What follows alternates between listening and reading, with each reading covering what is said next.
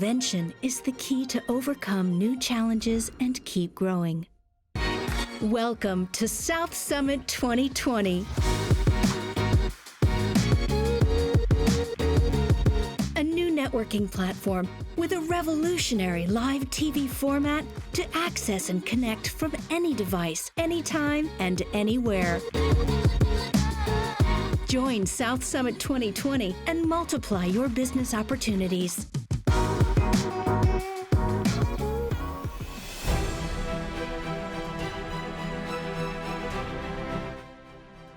Good morning and welcome to South Summit 2020 edition. Yes, against all odds, we are back. The global pandemic may have kept us apart, but thanks to technology, we are more connected than ever. In fact, on this edition, we're not only broadcasting from this fabulous TV set in La Nave in Madrid, but also from New York City, Singapore, Buenos Aires, Milan, London, Barcelona, San Francisco. So you see, we are back, stronger and more global than ever before. I am thrilled to be back as your host, yet another edition. My name is Helena Diaz Fuentes, as I say in English, Hellington Fountains, and in Instagram. And today we are starting with a track we have entitled The Future of Work. We couldn't start with a better track. Science fiction writers have been questioning the future of work for a long time. What will the world of work look like? We question. In films, the future of work is far from happy. It will be dull, according to Total Recall. You remember Schwarzenegger. Monochrome, if you watch Metropolis. Strictly monitored in the film Brazil. And elitist, as portrayed in Gattaca, my favorite of the four, by the way. According to this, work in the future will exclude people and drive them crazy. Yet, if we look back a few decades, we can see an evolution that has made the workplace more inclusive, more empowering, and more exciting than ever before. And the recent acceleration towards remote working is transforming work habits, environments, and options dramatically in ways we could have never predicted just 6 months ago. Which means that this year's track, Future of Work, is more relevant and exciting than ever. So, let's do it. We are starting with South Summit's Most Wanted, which, as you know, are the 100 startups that made it to the final startup competition. But don't panic. We are not meeting all of them today, just the ones in this track. But first, let me walk you through the competition's dynamic. We have 11 startups in this track, which is divided in 3 sections. We have 4 startups in productivity and services, 3 in workplace, and 4 in customer experience.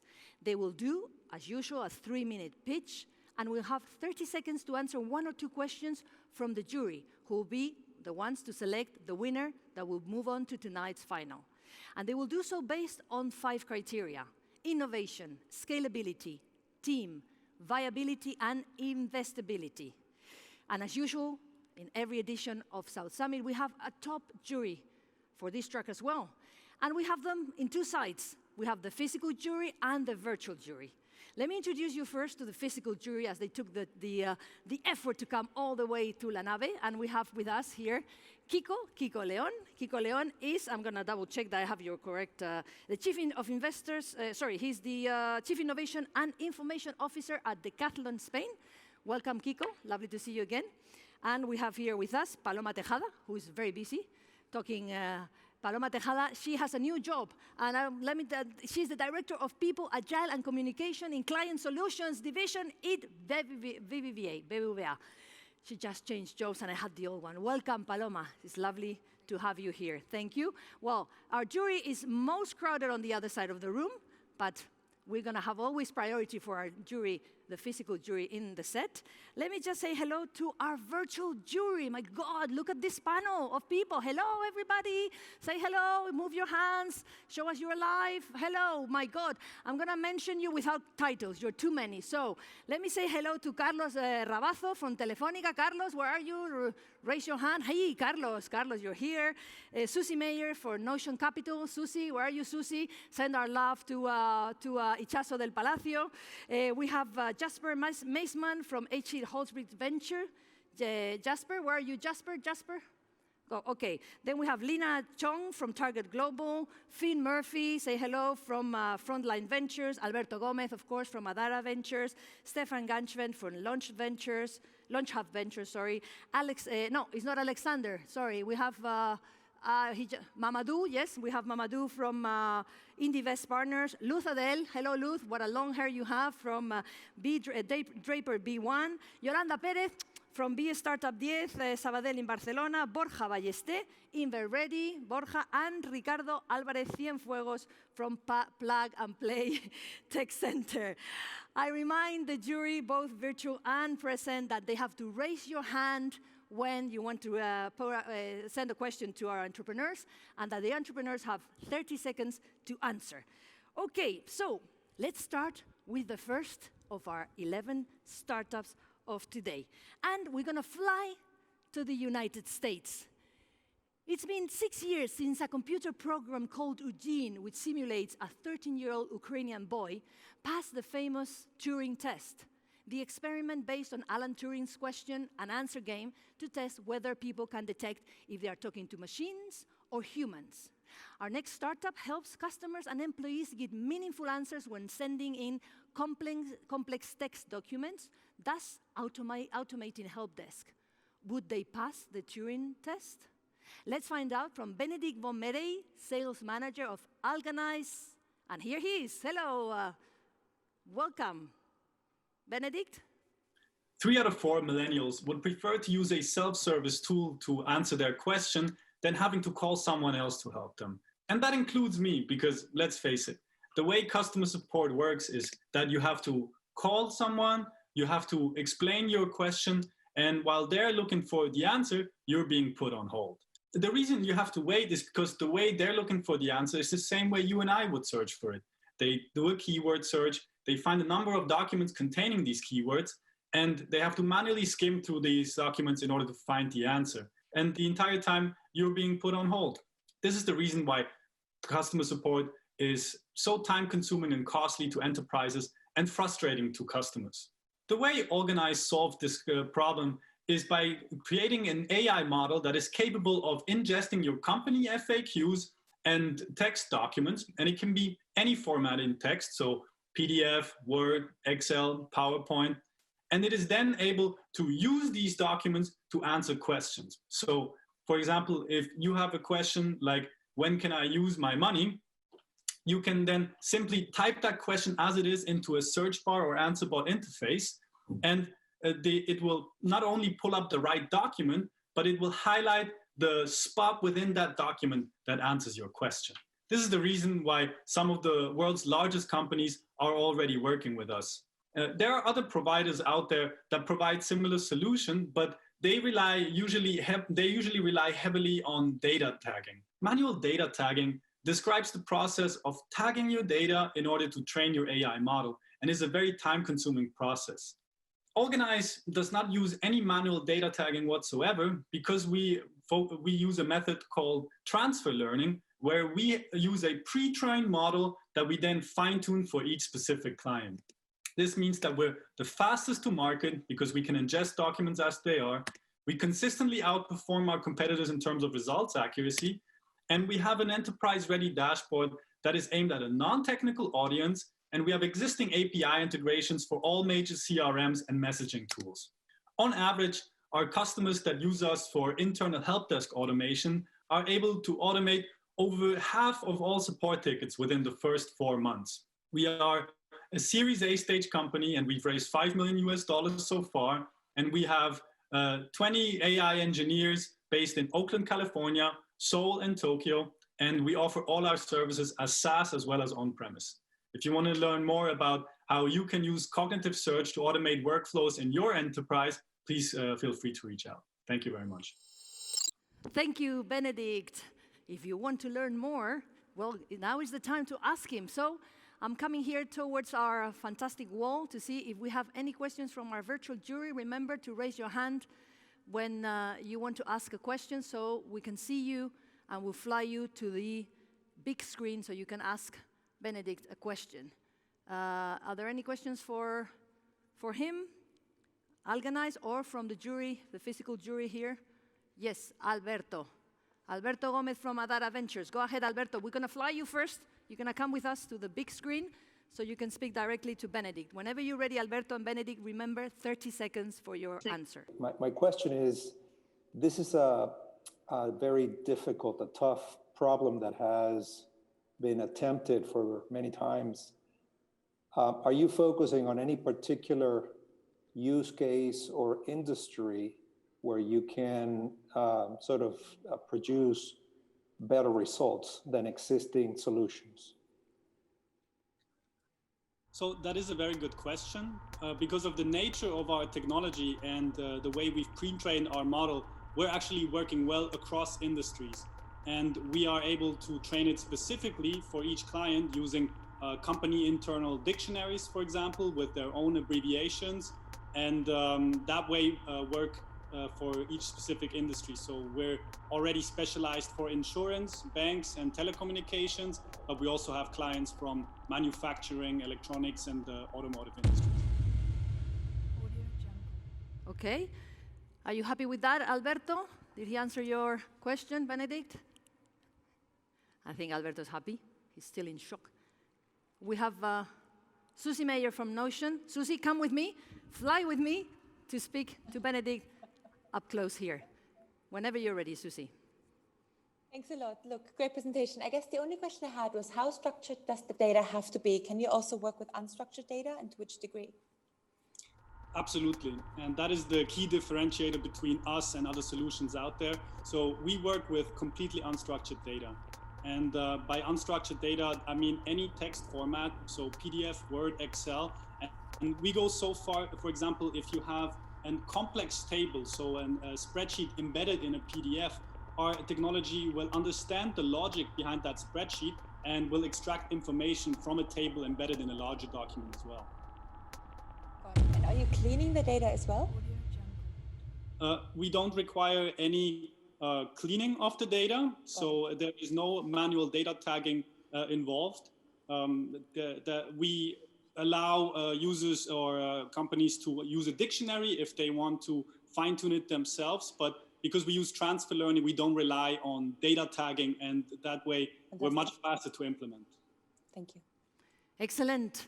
I'm not sure if there are any more questions. I could see Susie very interested there. Susie was very interested. Well, thank you to our virtual jury and to Alganize. We're going to move on, leaving the United States to go and meet our second startup in Canada. Let me ask you a question. Who knows what is the most streamed song in history? Rhetorical question. But let me give you a clue. Bing, bing, bing, bing, bing, bing, bing, bing, bing, bing, bing. The club isn't the best place to find a lover, so the bar is where I go. Me and my friends, na na na na na. Yes? Got it? That's right. I'm in love with the shape of you. Shape of You by Ed Sheeran. And if you thought that was bad, my singing, it could have been much worse. Number 2 is Rockstar by Post Malone. And believe me, you wouldn't want to hear that. So 2.6 billion streams of Shape of You, that's a big, big number. Who's keeping track of this? Our next startup helps labels, distributors, and artists accurately help track of play counts for invoicing and royalty payments. Let's hear more from their co-CEO, Andrew Batty of BeatDub. Andrew. Hi, I'm Andrew with BeatDub, and we're solving a $4 billion problem for the music industry. The way it works today is that streaming services self-report how many times a song's been played, and labels then invoice based on that reporting. Unfortunately, those reports are often 15% incorrect, and that's led to a $4 billion problem for the music industry. And with 600 streaming services to track globally, play count tracking has become time-consuming, expensive, and near impossible. And streaming services have a problem too. Play count errors have led to dozens of lawsuits from rights holders from around the world. Entertainment One, the largest independent music brand in the world, came to us and asked for help solving this problem. They represent iconic acts like Snoop Dogg, Death Row Records, and the Lumineers. In an industry where nobody trusts each other, blockchain provides a way for stakeholders to participate while still maintaining their data privacy. So we spent 15 months in stealth mode building the underlying protocol capable of tracking 1 million transactions per second per region. That's the equivalent of turning on every streaming service worldwide simultaneously. And since launching our product, we've created a $25 million sales pipeline with some of the world's most iconic music brands. We charge music labels 1% of their streaming royalties in primary markets and 3% of their royalties in emerging markets. And our team has over 20 years of management experience with 15 years specifically in the music industry. At some point in our careers, every major label has been one of our clients. And we built a rockstar advisor board, which includes the former Prime Minister of Canada, Stephen Harper, the former Chief Legal of Universal Music Group, the former CEO of Sony Music Nashville and president of RCA, and Brian Turner, who sold in excess of $1.7 billion in recorded music through the 1990s. This industry will reach $30 billion in streaming royalty payouts alone by 2030, but there's currently a 15% reporting error that's led to a $4 billion problem that BTAP exists to solve. Thank you. Wow. Thank you, Andrew. That was a rock star team. You saw it. I'm in love with the shape of you. I'm coming here towards our virtual jury to see if they want to sing us a song. I'm not the only one doing here the silly one. Oh, the clown. Do I see any hands up? If you want to ask Andrew, beat Damme, the rock star team, and talk about music, or maybe we have somebody here from the physical jury. That was a super top presentation, Andrew, by the way. He had an extra 30 seconds. I can see Yolanda Perez from Be a Startup. Yolanda, fly with me. Let's go and meet Andrew. Whenever you're ready. Hi, Andrew. Thank you for the presentation. Can you explain a little more about the go-to-market strategy, please? Sure. So we were fortunate in that we already knew most of the large labels, which have global presence. And so we actually spent 2 years in stealth mode building it hand in hand with them along the way before ever coming out or raising money or doing anything. So we were always market oriented that way. So in a lot of ways, it looked like we sort of exploded onto the scene, but it was really a process of 2+ years of moving all the pieces, making sure the product was right for them, and building that enterprise grade, production ready technology. And so our strategy has been first to develop the technology, which was seeming miracle number 1, 2, get all the IP holders together, and then 3, get the streaming services on board, of which we now have 9 in our pipeline, representing 400 million monthly active users. And time's up, Andrew. Ooh, that was an extra, because you gave us 30 seconds, I gave you another 10. Thank you for that question. Are you happy with that, Yolanda? You can ask again if you want, okay? We have a question from Finn Murphy. Finn, I can see you. Come with me. Come fly with me. Finn, whenever you're ready, Andrew's ready for you. Andrew, you have 30 seconds, my friend. Okay, I can give you an extra 5, but that's it. Yeah, Andrew, in this relationship between the labels and the actual streaming services, who's the pull and who's the push here? Because obviously you have to balance between the two. Obviously the labels want more money and the streaming services would prefer less accurate reporting. So like how does that power dynamic play out, and how do you fit yourselves between that? So in short, we maintain neutrality. So we have no strategic investors, or we went all general VC or super angels. That was the first part. We knew that from the beginning. We expected DSP pushback to be harder, but actually what we've heard from most of them is there's more money now to be made over the top of the table than under it, due to legislative changes, due to the wrong payouts, because they're still on the hook for settlements. There's been billions of dollars in lawsuits for this type of error. And so in many cases, we help them reduce audit costs, reduce settlements, and make more accurate payouts. So we're sort of a win-win on both sides. Excellent. That was perfect. Andrew, time's up. Finn, you're happy with that? Coming back to see you guys. Thank you. Any other questions from our jury, virtual jury? Okay, no more questions. We have to run to our next slot, to our next section. And we're going to have our first conversation of this track, of today, of this morning. And for that, we have the pleasure of having with us virtually Luis Diaz. He's the talent lead at Accenture. So, Luis, welcome to South Summit 2020. Great to have you here. Are you there? Thank you for having me. Thank you for having me. Luis, you are our first conversation of this track on this first day. So no pressure, but everybody's listening. Okay. Luis, tell us from your experience, obviously, what are the opportunities in terms of trends shaping the future of work in the next 5 years? Toma ya, I mean, no. What do you think?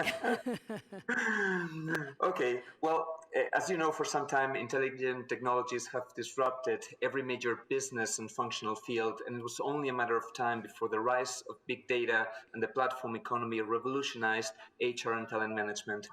Accenture recently published a paper called Workforce 2025, where we took a step at quantifying the potential impact of workforce transformation through intelligent technologies.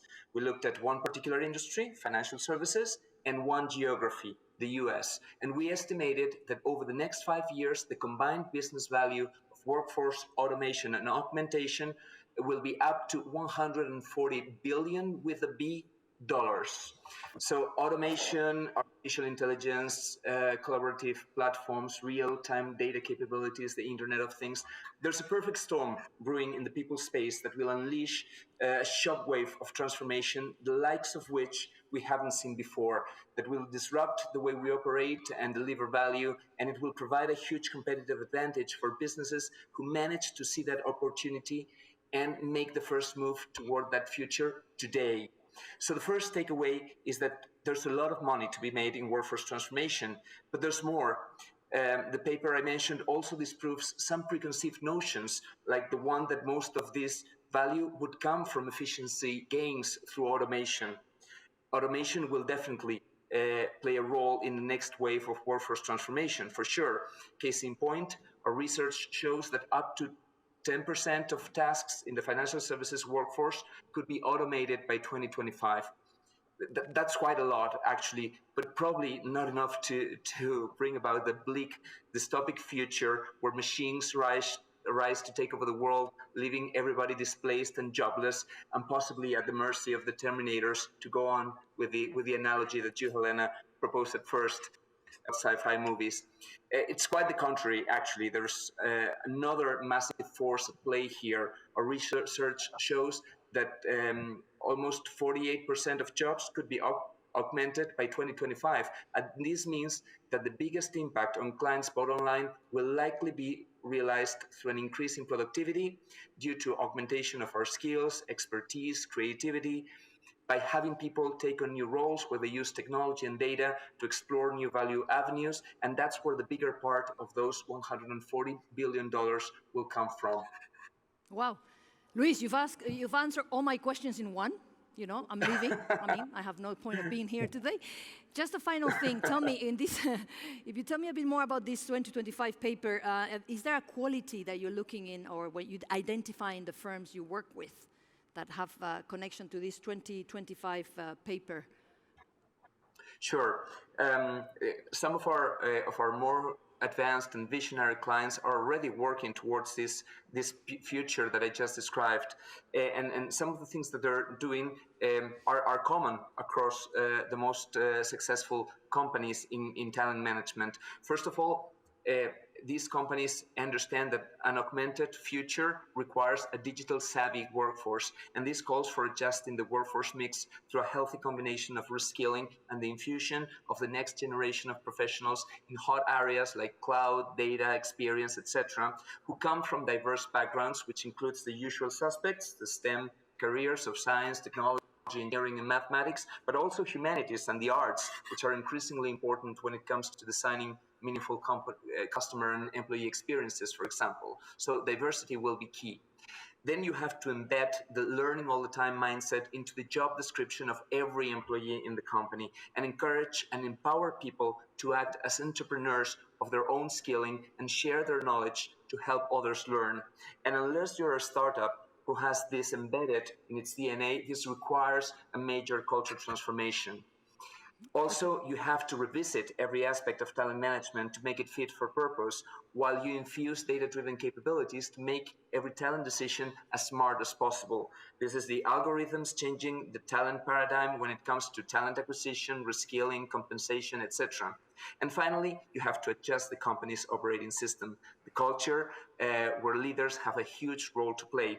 So talent, learning, culture, leadership, you can never go wrong with the classics. It's a massive transformation, but one that will undoubtedly pay in the end.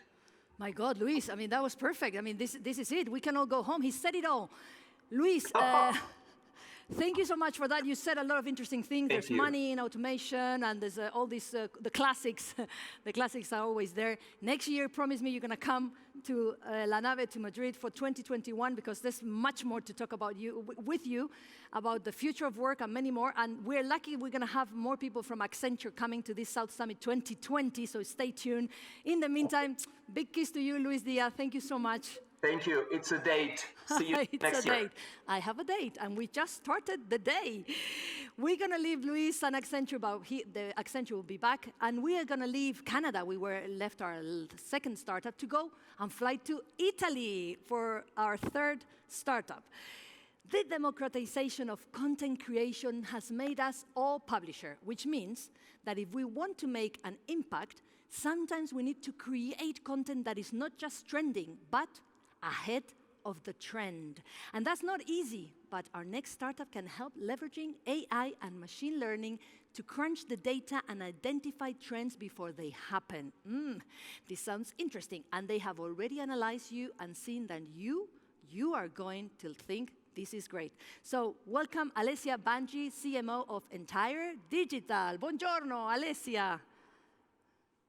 Did you know that when someone reads, someone else makes money? And now the word is reading. We are Entire Digital, and we provide dynamic data-driven platform for media outlet and every online business. We want to solve a problem about content creation industry that has stalled for 20 years.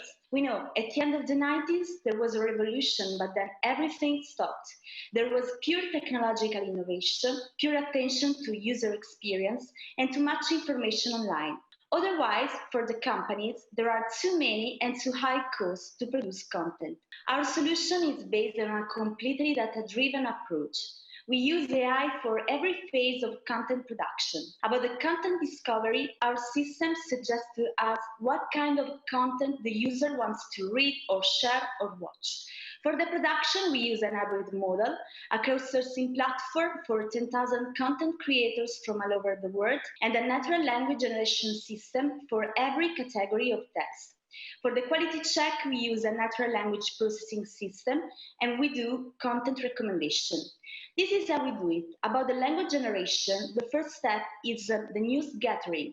We collect data online, we understand the meaning, and we generate text. About the processing, our system approves content according to syntactics or semantics rules. So, Entire Digital has two lines of business powered by the same technology, media outlet and data-driven content in SaaS. About the media outlet, they are the proof of concept of our technology, and it's working because millions of people search our successful content production. About the technology in SaaS, we understand a simple thing, that many large companies are essentially publishers, so they have editorial needs. The revenue model about media and SaaS. About media, we are free or subscription for users. About technology in SaaS, we have different kinds of services according to every need. Some of our clients, e-commerce, advertising, SaaS, and the market size. 90% of people search news online. This is an expanding market because everyone needs internet to discover trends or discover news. Our traction, where we are.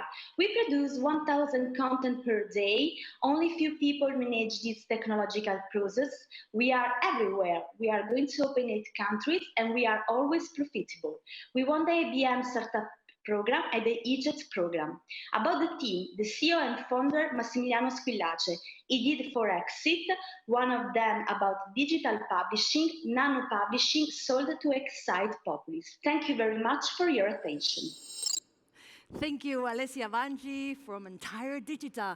I'm going to come here back to the wall. The wall, I love it, the digital wall, to see our virtual jury and see hands up for any questions for Alessia. Okay, nevertheless, ¡ay! Alberto, ¡uy! Alberto, by the hairs, as we say in Spanish, por los pelos. Alberto, I saw your hand, so come with me, Alberto, come. Let's ask Alessia one of your tough questions. Yes, thank you for the presentation. It's a very ambitious vision, and forgive me for being somewhat skeptical, but even sort of computer-created music, has really failed to capture, really the audience's sort of attention, and you believe you can create you're intended to create news reports, entertainment. What kind of content and what are you comparing yourself against? Okay, thank you for your question. About our content, we want to do a simple thing. We want that our content can be tailored for the target. In this way, our system is able to suggest the trend, because our system is made to understand, to suggest to us the right content. So the trend is the best thing to help our targets, and this way, using technology and media outlet, in this way we can reach a lot of people. So we have a lot of media outlet in each country, and the challenge is using the similar technological product to each country. So using technology and media. You ran out of time, but I didn't want to cut you through that answer. Thank you, Alessia. Our jury can be skeptical. That's why we invited you here for, and it's your job. Thank you for that question, Alberto. We have the best of the best, not only startups, but jury as well. Any last questions? No, there's no time. There's no time. So we're going to fly from Italy and leave Alessia, thank you, entire digital, to fly and come to Spain to meet our next startup, number 4. Let's talk about a $10 billion market, shall we? Sounds interesting. $10 billion with B, dollar market. Every second, a professional photo shoot takes place in the world to capture amazing photos of products or services so that brands can engage with their customers better. Our next startup solves the pain businesses are currently facing when booking a photographer to create professional photos in 24 hours anywhere in the world. Let's hear more from Isabel Gonzalez, founder of Cloud9. Hello, Isabel. Hi, I'm Isabel from Cloud9. We deliver world-class photo shoots in 24 hours. With the explosion of e-commerce, digital marketing, and social media, brands cannot use stock photos, so they need to customize their photo shoots to promote their products and services, because 75% of their online shoppers make a purchase based on photos. The problem that we are solving, this is Jane, marketing manager of a global brand. She needs to find photographers across 6 different countries to shoot their products within 24 hours. She has no time to search and compare photographers across multiple cities and countries. The production houses or ad agencies can do it, but they tend to be very expensive, up to 3 times more, and they take 1 to 2 months to turn around time. So she is really desperate. The solution is Cloud9, an AI-driven online platform that matches photographers with brands within seconds to shoot worldwide class photos in 24 hours at 60% of production costs. We use AI machine learning to solve these problems.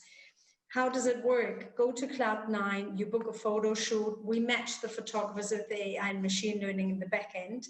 The client selects the photos and downloads them. So eliminating all the Dropbox, WeTransfer, and Google Sheet manual processes. Cloud9 takes 30% commission of each transaction, which translates by 2024 into $124 million.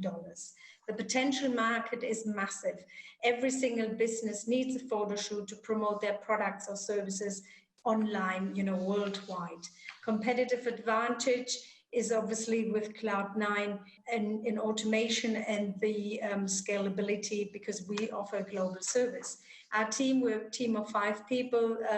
Myself, I've launched cheaptickets.sg, an online travel agency, and Skidoo and GoBear, making it profitable within 3 years. Raj has over 20 years of experience managing $20 million projects, and Edu launched 2 startups in the past and leading up a technological company. The traction has been fantastic, $1.2 million in sales. We've worked with over 150 companies across 15 countries, and we'll work with global brands from Nivea to Visa and so on. Growth month on month despite COVID, which is a fantastic news. Our repeat business is very high, it's 91% at a 0 CPA. And there's a massive market that we see in the future as well, also going to other verticals and future segments. We're looking for an investment. We're closing a seed round. We have a lead investor on board, which is SOSV, with over $700 million fund. And we are looking for investors right now. So please join us to become, the leading platform for on-demand branded photos. Wow. Thank you. Perfect, Isabel. That was fantastic. Cloud9, a massive market, a massive potential market, a $10 billion market. It seems they have everything they need, except maybe winning South Summit 2020. So we have, I believe, Carlos Rábano has a question for Isabel. Carlos, come with me, and you can ask your question to Isabel, and remind you, Isabel, 30 seconds for your answer. Carlos, not too difficult, the question. Hello, Isabel. Could you explain a little more deeply the sources of incomes or the revenue streams? Yes, the revenue streams, we charge 30% margins to the clients at the moment. And the next revenue stream would be then coming through photographers as well, because we provide them with jobs that they would normally have no access to. So it will be, so 2 revenue streams in total. Okay. Wow. Thank you. I think Carlos was very impressed with that, weren't you, Carlos? Satisfied? Yeah. I think Isabel has answers for almost every question. She's very, very confident. I think Borja has raised his hand. Borja, so come with me. Let's go and ask Isabel your question. Whenever you're ready, Borja. Hi, Isabel.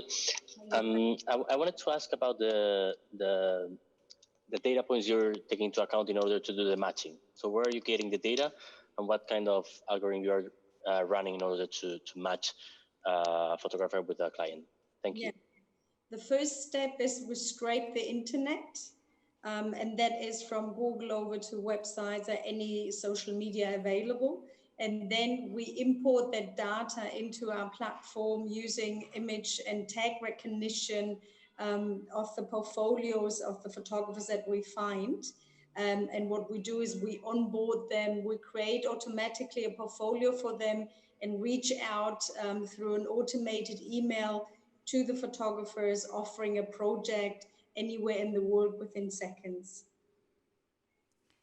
Excellent. Thank you so much, Isabel Gomez from Cloud9. We have no more time for any more questions, and thank you to our virtual jury for all those questions. It was extremely interesting, and Isabel seemed very confident. So, could we have a winner there? Anybody could be.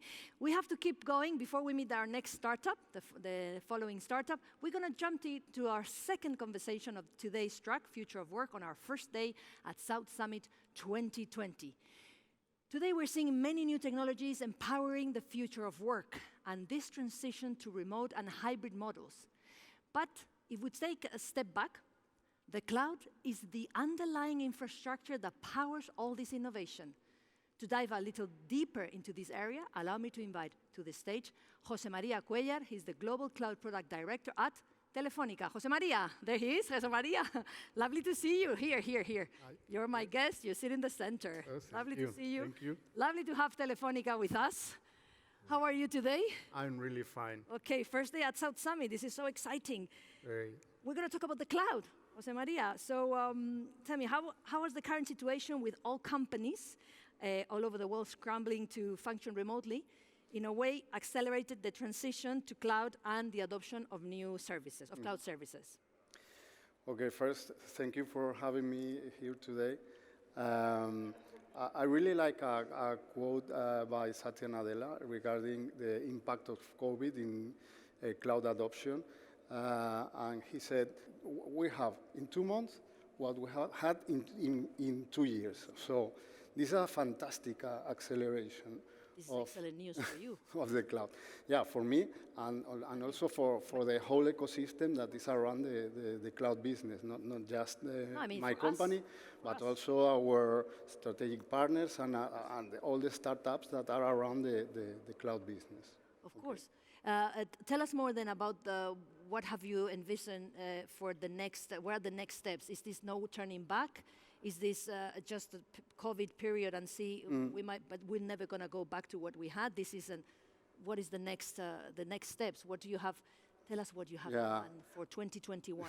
Okay. Usually, a company is adopting the cloud for main 2 reasons, right? First one is cost reduction or cost transformation, CapEx into OpEx, as you know. And the second one is, I would say, business acceleration, mainly because your innovation activities are boosted with the cloud. I would say that after the pandemic, we have a third reason to migrate to the cloud or to adopt the cloud. And this third reason is business continuity. So there are many companies that are now aware that in order to keep your business running, your employees working, your customers and your suppliers connected, etc., you need a new way of work based on cloud technologies. And obviously, security, cybersecurity is always is not need to mention that Telefónica has that in mind. I know Telefónica has a very focused division, 11 paths and all 11 paths. Cybersecurity. We send a kiss to Chema Alonso, who doesn't know Chema Alonso, in Spain and in the world. So it's something that obviously there's no need even to talk about cybersecurity. It goes hand in hand. Of course, we have a cloud unit. That's what I work for. And this cloud unit is working every day with our cybersecurity unit. I just wanted to make sure that the cloud is secure, obviously, and that there's more coming, and maybe you will keep us tuned of what Telefónica has in mind in this sense. So we hope to see you very soon around South Summit. Okay. Thank you so much to Jose Maria Cuellar and obviously to Telefónica for being always a partner and being with South Summit throughout the years and being here today. Jose Maria, I'm going to ask you to accompany me and leave the stage, leave the set, and stay with us a little bit because we're going to go into a next conversation, a third conversation of this morning on our first day with with a good friend.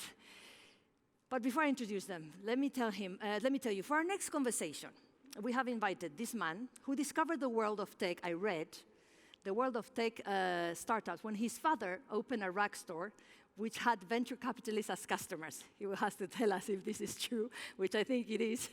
From there, making a long story short, he went on to becoming a serial entrepreneur and a seasoned executive helping, funding, and supporting entrepreneurs through, amidst that, his investment company, and through Plug and Play, a venture fund, innovation platform, a startup accelerator, and corporate innovation consultancy, which has been home to hundreds of tech startups and has been a pioneer in this ecosystem. His passion is inspiring and helping entrepreneurs and startups out of universities. His objective, to identify great entrepreneurs with a passion to execute on their ideas. Well, we're going to find more from him. So welcome to South Summit, Saeed Amidi. Saeed, hello. Hello, can you hear me? Yes, we hear you Hi, very well. everybody. Hello, welcome to South It's Summit. good to be with you in South Summit. Well, you are crucial figure in the ecosystem worldwide. We're so happy to have you here. We're having a lot of people from Plug and Play Tech Center in the jury and without these 3 days. But tell us a bit more about Plug. We all know, but still, just in case, tell us a bit more about Plug and Play and how it started. As I was saying, you were the pioneers. Really good. You know, about 2006, I started Plug and Play here in California, in the heart of Silicon Valley. And originally, we had the co-working space, a very large space for about 400 startups. And then when I saw the startups, they needed money, needed connections to corporate partners. We created different verticals, banking vertical, insurance vertical, health vertical. And every year we choose the best startups in the world specifically for some transformation of the banking industry or insurance industry, and we connect them with the largest bank like Caixa in Spain with their product Imagine. We feel when big corporations work with startup, they can innovate faster, better, and cheaper. Good. Actually, we've a lot of people that have come after Plug and Play, we've copied or we followed your example, the way you've divided in verticals and what you were saying. But this obviously is an international company. How do you manage, Said, the coordination and collaboration of all your employees all over the world? This must be a challenge. Yes, we have, office in Barcelona, Madrid, Frankfurt, Paris, and before this pandemic, I used to travel 2 weeks every month. I feel like majority of the people we have in each location, they were trained in California, and then they run the office, for example, in Munich. But we try to combine the culture of Silicon Valley and California with the local culture and build the ecosystem with the startups, corporations, investors, universities. And each office specializes in some specific industry. And again, this has been difficult in the past 6 months, but as the world is moving digital, we have to also move digital as well.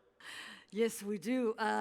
Just as a final question, and as we are on the future of work track, from your experience and how are corporates handling the new challenges of home office, and how does Plug and Play help these corporates connect with digital work tools?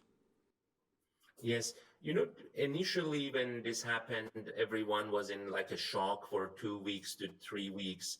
But with the different digital tools like Remo or Zoom, we were able to connect startups with corporations. For example, we had a very big expo in Stuttgart a few days ago, where we featured 20 pilots between startups and corporations, and we had over 3,000 people in the audience.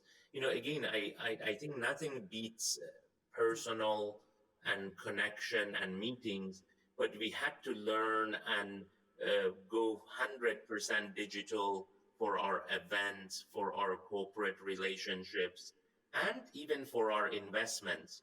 We have been doing approximately 10 investments per month, and nowadays it's hard to meet the entrepreneur. So we have to do it on Zoom and digitally. Well, as I said, Said, you've been a model for so many of us afterwards.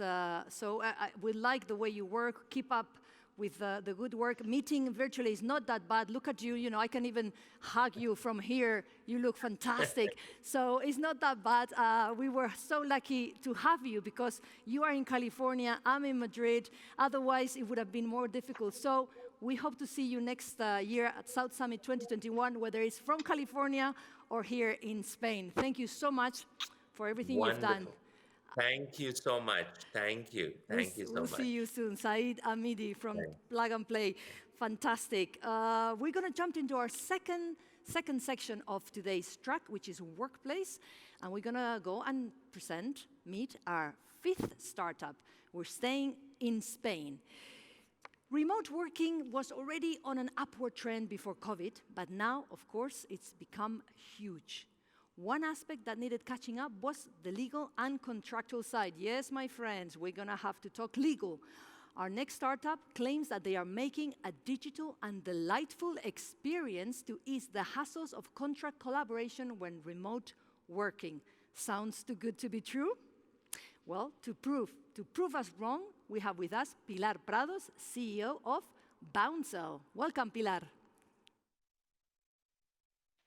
Hi, everyone. This is Pilar, and I used to be a super stressed M&A lawyer. I used to work in São Paulo, and I remember waking up every morning with more than 100 emails to read.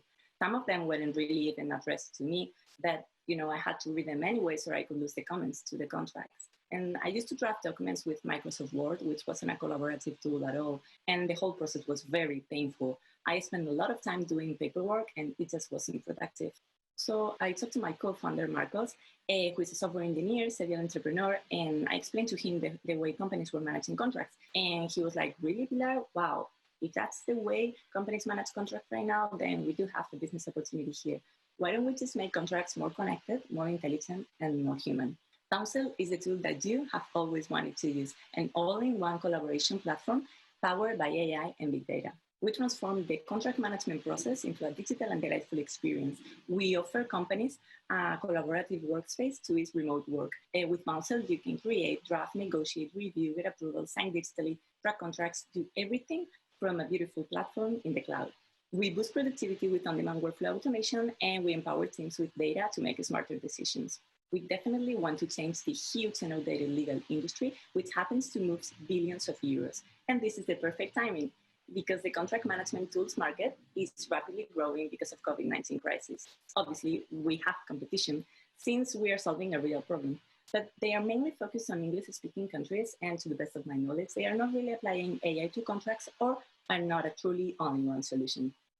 That's why we definitely want to conquer the South and get the most of our contract management platform, and that's why we're currently exploring natural language processing applied to contracts to extract keywords and detect anomalies and trends. We have a pure B2B business model. We offer different subscription plans to companies, the standard for small companies that want to manage contracts remotely, the premium for medium companies that want to boost productivity, and the enterprise, my favorite, for the large companies that want to get the full contract superpowers experience.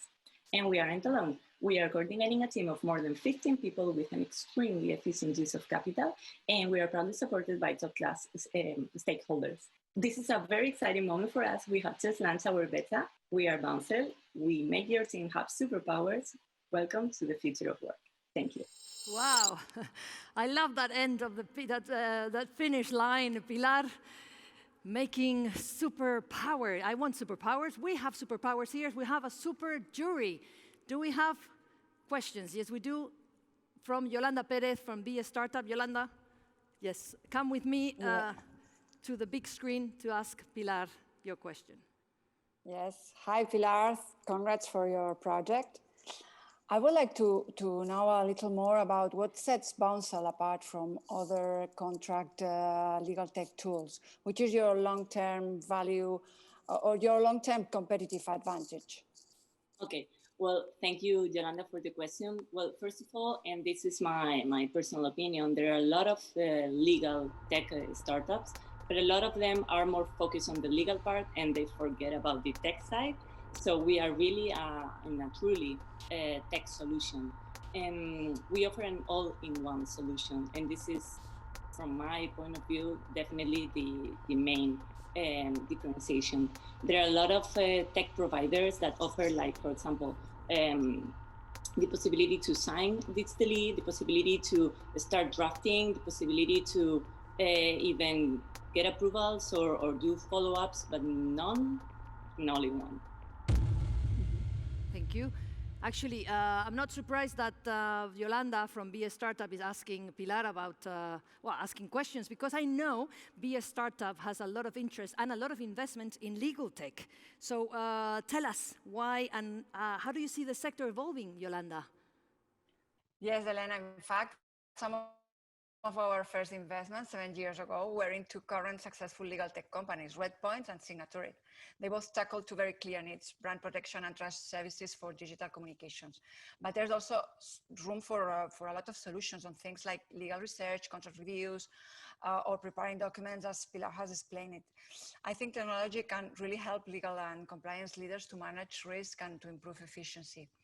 But besides legal tech, at Banco Sabadell, as investors, we do like B2B in general, software. We like SaaS. In fact, of our 53 companies in the Be a Startup current portfolio, almost 70% are B2B. Maybe because we are a bank that very, very focused on businesses, but also, of course, because there is a clear opportunity to drive forward a production model that uses innovation in order to become more efficient. We have invested in several specific solutions designed to give, as Pilar was saying, superpowers to other industries or key departments of the companies, such as financial departments, human resources, etc. It is clear regarding the future of work that the coronavirus crisis has also brought with it several opportunities, such as the acceleration of companies' digitalization or the increasing number of employees working from home. However, working from home can also have serious implications, for instance, when it comes to security. And actually, one of our most recent investments targets the employee cyber risk management. As you know, in Spain, the top recipients of investments during the first half of the year have been in business and productivity software, followed, of course, by the two sectors that actually have turned out to be winners in the new COVID world, e-commerce and health. And ourselves since March closed 7 deals, 4 in B2B SaaS and 3 in healthcare, of course. Another vertical that we are very interested in. And we are now in the process of closing a further 4 deals in the same 2 sectors. So in general, we really believe that we are witnessing the birth of a new era of real artificial intelligence, real big data application, machine learning, etc. It is time now to bring deep tech to help people and organizations. And well, in this competition today, we have brilliant examples to do so. Thank you, Yolanda. Sorry I was interrupting you, but I wanted to ask if there are any questions in the jury. Actually, I remember Signatured when they started. I had a startup at the time. Imagine they were successful, and here I am. We have another question from, sorry, I saw, Andy Areitio. Andy from the Venture City. Come with me, Andy. I didn't know you were there. Come and send your question to Pilar whenever you're ready, Andy. Hi, Pilar. Congratulations on your venture.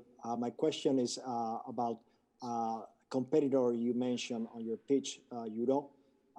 So a company I'm familiar with that raised a strong Series A round almost 2 years ago, and that has a very similar approach from the tech perspective, from the product perspective. So what would be your differentiation point versus that company? Is the geographical approach, or is there any other difference between your company and Europe? Thanks. Yes, thank you, Andy. Well, first of all, it's true that we share the passion and the love and the detail-oriented approach, because both solutions are really intuitive and beautiful, and that's a fact. But something that is really interesting, or that catches my attention, is that, for example, I don't know if Euro's plan is to really apply AI techniques to contracts, because they were born before us, right? And for example, from us, it has been always the goal. We have defined and we have designed this contract collaboration platform, which is our product, the SaaS. But the SaaS, our platform, is the channel to get to my vision, which is to extract keywords, detect anomalies, and predict the content. Sorry, Pilar. Yep. I have to interrupt you there, Pilar, because we run out of time. You have 30 seconds, remember, entrepreneurs, to answer the question. I know sometimes it's difficult. These investors want to know everything, and they make 2 or 3 questions in one. But there you go. I have to leave you there, guys. Pilar, well done. Bouncel, Pilar Prados, thank you from Spain. And we're going to leave our startups to jump into our next conversation. Freelancers are more optimistic than pessimistic about the looming economic crisis. According to a study by Malt and the Boston Consulting Group, 74% of them trust in their freelance model. Vincent Huguet, CEO and founder of Malt, has said that although independent workers have suffered a slowdown, we can see that they have started to resume their projects fueled by a demand by businesses undergoing a digital transformation. Malt connects a community of freelancers with businesses in France, Spain, and Germany. The rest of the world, beware, is coming soon. So, to talk about that, we have invited the CEO of Malt. Let's welcome Vincent Huguet. Hello, bonjour, Vincent. How are you? Hola, Elena. Ça va? How are you? Can you hear me? Yes, very well, loud and clear. Lovely to have you here, Vincent. Cool. We have to know your vision of this accelerator future of work. Tell us, Vincent. Well, I think, people are talking, and you're talking about future of work, and we like at MAT to talk more now of the new work order, talking about the present. And I think the key word that we see is choice. I think that in the past, we have seen people like being able to choose who is their employer, not having a long life career in the same employer. Then we have people choosing careers, like switching from one career to the other. Then we saw a few years ago people choosing a status of freelancer, autonomo in Spain, for instance, or employee. And now what we see and what we have seen in the past months is people like being able to choose where they work from. Or better said, like during COVID, during the lockdown, we had to be remote working. But I think now we're going to be in the coming months and in coming years, and people like, for instance, Google was talking about that yesterday, going to more hybrid model where we are sometimes working from home, sometimes working in the office, because I think it's also very important. So I see a world of work which is much more hybrid than a world of choice in the end. Okay, so it's not future of work, it's the new work, how do you call it? The new work order. New work order. And the key word is choice. But despite that, okay, hybrid, yes, but do you think, or what a percentage, because you've done this study with Boston Consulting Group, yes. What percentage of companies do you think are trying to focus more on an alternative workforce, the freelance, like freelancers? Is there a percentage, yes, or is there, yeah? It's difficult to say precisely, but what we have seen in our figures and in this survey that we made with the Boston Consulting Group is that freelancers are being impacted at the beginning of the lockdown, in March, in April, in May. But since June, we have seen, and in particular in SMBs, in startups, like things boosting again very fast. What we think is that, now in Europe, 25% of the IT tech workers are freelancers. So companies, what they've seen in this period is that they were able actually to move to this new order, to this new way of working, also thanks to freelancers. And we have seen that a lot of freelancers have helped big companies like Telefónica, Santander, BBVA, to move to this new logic of being able to work remotely, work in a different way, more agile and things. So I think that more and more companies are thinking themselves as hubs, and not a big office where everybody is all the time and everybody is employee, but having multiple locations. And going back to this idea of choice, I think that yes, people will want to be able, like as a project manager, to sometimes work with employees inside the company, and sometimes they will have to look for an expert, and these experts are more and more freelancers. So in the future, and more with companies that are also freezing their hires for the moment, we expect, and we already see in September, a big spike of the number of freelancers contracted. Well, excellent. So this is a win-win situation for everybody. This new work order, we all win, and there's choice for everybody. So thank you for coming, Vincent. So. It was lovely seeing you, but we'll stay tuned because I'm sure you have a lot of fresh things to tell us very soon on the new work order. Thank you to Vincent Huguet. Au revoir. We hope to see you very soon in Madrid. In the meantime, we leave Vincent Huguet, and we are going to jump and stay. We're going to fly to the United States to meet our startup number 6. Web conferencing platforms have boomed recently. We have lots of choice, but what if you want to hold a meeting in multiple languages? Want to risk automating this? Pepsi once made a mistake and found that its famous slogan, "Come alive with Pepsi," was turned into "Pepsi brings your ancestors back from the dead." The solution is to use real human interpreters combined with cutting-edge AI and our next startup services. Here to tell us how, and in English, I hope, is Fardad Sabetian, CEO of Kudo. Hello, Fardad. Hi, Fardad Zabetian here, founder and CEO of Kudo. Kudo is my third company. Prior to Kudo, I started 2 other companies. Both of them focus on providing hardware solutions for language interpretation for multilingual meetings, in-room, in-person meetings. In 2016, I asked myself, what's next? Because, for example, this room is one of the projects that I completed with my previous companies, which is the United Nations General Assembly. So I asked myself, what's next?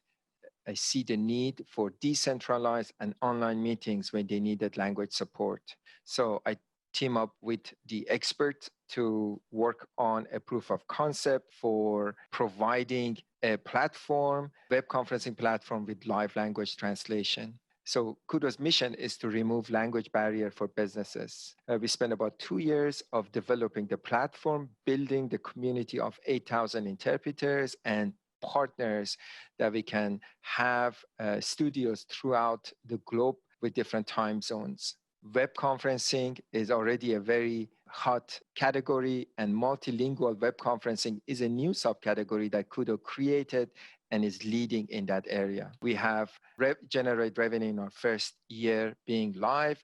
We also on track to have $6 million ARR in 2020. We are already on track to be profitable this year, and how we make money is by selling subscription based on number of hours the client is using our platform. We do have competitions. However, most of them are focused on live event, where our focus is in meetings, web conferencing, and online event that they need language interpretation. We do have domain expertise and build a product as a software, as a self-service solution. We have a number of high-profile clients, and as you see, they are very diverse, from Fortune 1000 to organizations, associations, as well as executive education market. Here's one of our clients, Facebook and AWS. As you see, Facebook is using our product to provide live language interpretation for Keynote, delivering 15 language interpretation for the Mark Zuckerberg keynote speech, as well as 8 other sessions. For the last 15 years or so, we've focused on building Facebook and Instagram into the digital des équivalents numériques pour Facebook et Instagram de ces places publiques. We recently closed our 6 million seed round that are spending in hiring, growth, and product. We have a global team, 50 people working out of 12 countries, and we overall speak 20 different languages. Thank you so much. Wow, Fardad, that was very impressive, seeing Mark Zuckerberg talking in such a perfect French. Actually, we should be using Kudo to translate. You know, I could speak in Spanish and have all this lovely, American accent or Oxford accent. Now I see a hand on the other side of the set from our physical jury. So it's lovely, Paloma, you raised your hand. Whenever you're ready, go ahead. Yes. Congratulations, Farzad, for the startup and for the idea. I think it's incredible. I'm sure that when you launched 2 years ago, you cannot imagine a pandemic bringing your product even more attractive than ever. My question is regarding the mix of AI and machine learning service and the physical, with the translators, the live translators. What's the mix of your business from one service and the other? Great question. Thank you so much. So the AI assist is only for prepping the interpreters prior to the meeting, and also enabling them to deliver more accurate interpreting during the meeting. The delivery of interpreting is done by human interpreters. So prepping them, as there are very specific terminologies prior to the meeting, so the prep time becomes shorter and the accuracy goes higher. Cool. You happy? But the delivery is by human interpreter. Okay, perfect. Thank Yeah? you. Yep. Oh, sounds really cool. Now that we are here, any more questions? Kiko? Kiko from Decathlon, go ahead. Your question to Fardat. First of all, congratulations. I think you're focused on a real problem today that has been accelerated by the situation we live in 2020. My question is regarding the scalability. So you just explained that the human part of the translators plays a key role for you. So that means more meetings, more customers, you will need more translators, or this, how are you thinking about scaling this? Thank you. Yes, thank you very much. We went from 200-minute usage to 30 million minute usage in the month of March within 3 weeks. We went from a community of 2,000 interpreters, today about 8,000 interpreters. So we are scaling very quickly on both sides, on both demand as well as a community of interpreters. And really this defines what's really needed for the future of work and building communities, being able to do town hall meetings with your teams, partners in different languages. Thank you. Kiko, now that we're here, let me ask you, because I've been thinking about Decathlon all these past months, thinking with the COVID pandemic and the workplace scenario changing forever. We're working from home, from the office and home, with the family. What about the fitness world? How are the trends? How has it changed in your sector? And have you seen the figures going up? Because I'm telling you, half of the sales, are at home. So what happened in Decathlon? Tell us. Thank you, Elena. In fact, you're right. We've seen a huge increase of sport practice, different sports than before, but overall a huge increase. I think that's mainly for two different reasons. The first one is the benefits of sport. We all are aware of the benefits for your physical health, but now mental health is really important in this tough period, and sports play a key role over there. And the second one, you were talking about the integration of your business life, your family, etc. And that is creating a trend that is a bit of a revolution, is regarding the where and when you practice sport.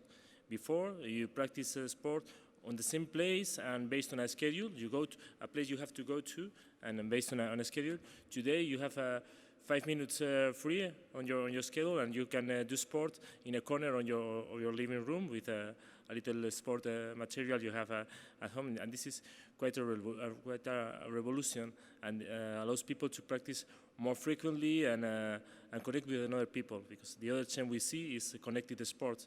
No, even if you are alone practicing a sport, you are not really alone, because you can be connected with your community through video lessons, through tracking apps, through coaching apps, as our Decathlon coach, or even with IoT, with connected objects. We see a big trend, for example, in bicycle rollers, and these apps that connect with the rest of the rollers and of the riders on your city or everywhere else in the world. So and even if you are alone at home, you have the component of social, and you have the component of competition that everybody loves in sports. So we have no excuse to stay healthy, especially you guys that work at Decathlon. Yeah. No pressure. Thank you so much, Kiko Leon from Decathlon. We have to continue. I believe there's no more questions for our last startup. Yes, no more questions. Okay. Well, thank you so much to Fardat from Kudo. Sorry, that was fantastic. We really enjoyed that. We're going to jump on to our next conversation. We have invited Professor Dr. Nick Van Damme. He is, he has a lot of titles, Professor. You're gonna forgive me, I just cut it to IE University Board Member and Chief Learning Officer and Chief IE Center for Learning Innovation, but his curriculum is very impressive. I recommend you going on to internet and researching on him. But anyway, we're so happy to have the IE University represented here and today with you, Professor, going hand in hand with South Summit all the way, all these years. So welcome to your house, welcome home, Professor. Professor Van Damme, you're here. Thank you, yeah. Hello. I'm delighted to join the conference again. You couldn't miss it. You are fundamental, paramount in here in South Summit. Professor, from your experience and all your knowledge, where are the insights you can share with us that you see about, do you think are relevant for the future of work? Yeah, well, thank you. Well, you know, and I've been listening to some of the speakers and, you know, we are experiencing the greatest workplace transformation of our lifetime. You know, how we work, how we collaborate, and how we learn will change forever. And I've been in touch with a number of organizations, and you know, what's interesting and fascinating is that you know, the acceleration of digitization is going at an amazing pace. A lot of organizations also acting on the role of humans in their business processes, and they also realize that you know what, humans can be a risk factor, and therefore even more organizations will take a look and are looking currently at, you know, automation, robotization, digitization of all kinds of, you know, work processes. Now, this will have a huge impact on work. A recent report from McKinsey, and I've been part of McKinsey as a partner, and I'm now an external advisor. A recent report shows that in Europe, 1/3 of jobs, so 73 million jobs, are potentially at risk over the next decade. Now, this sounds daunting, and you know, I think also there's some good news too.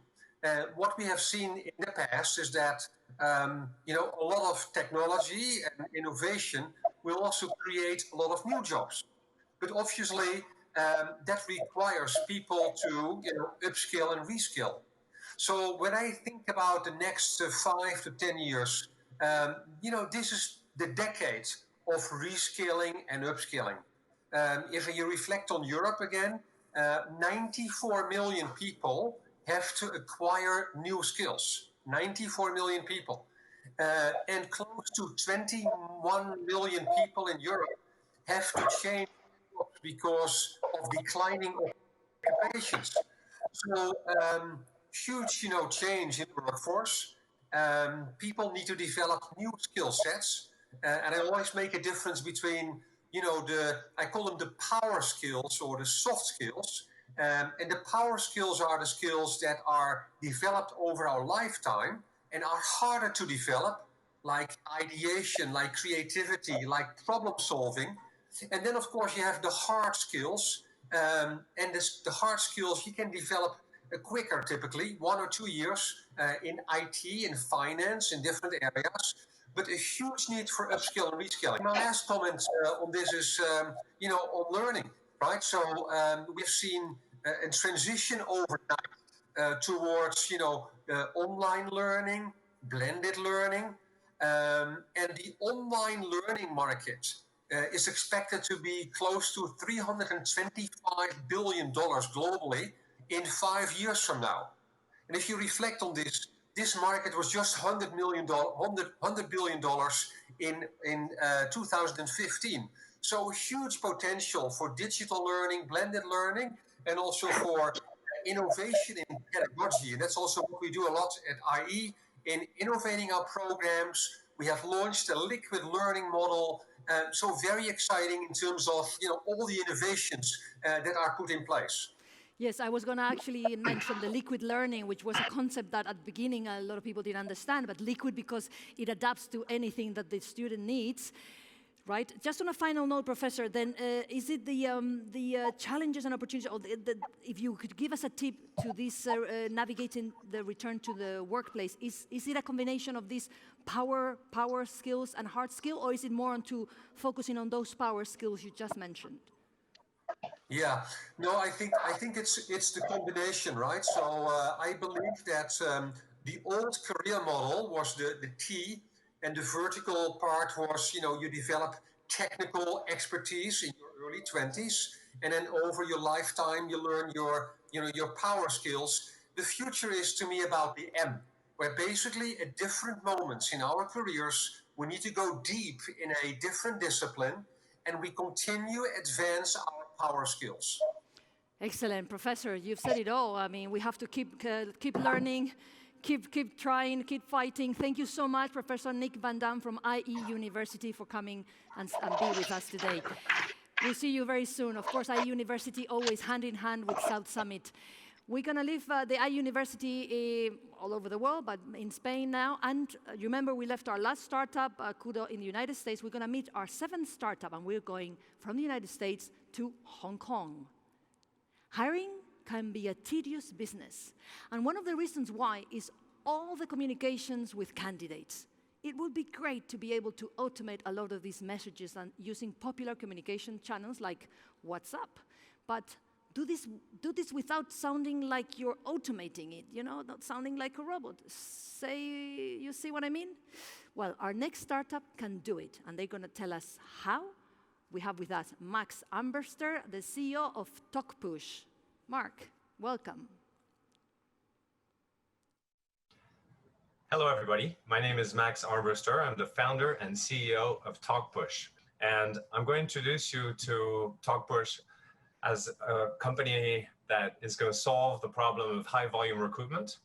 And what better problem to solve in 2020 than high volume recruitment, as we have millions of people who are looking to come back to work and companies who are looking to get back to normal.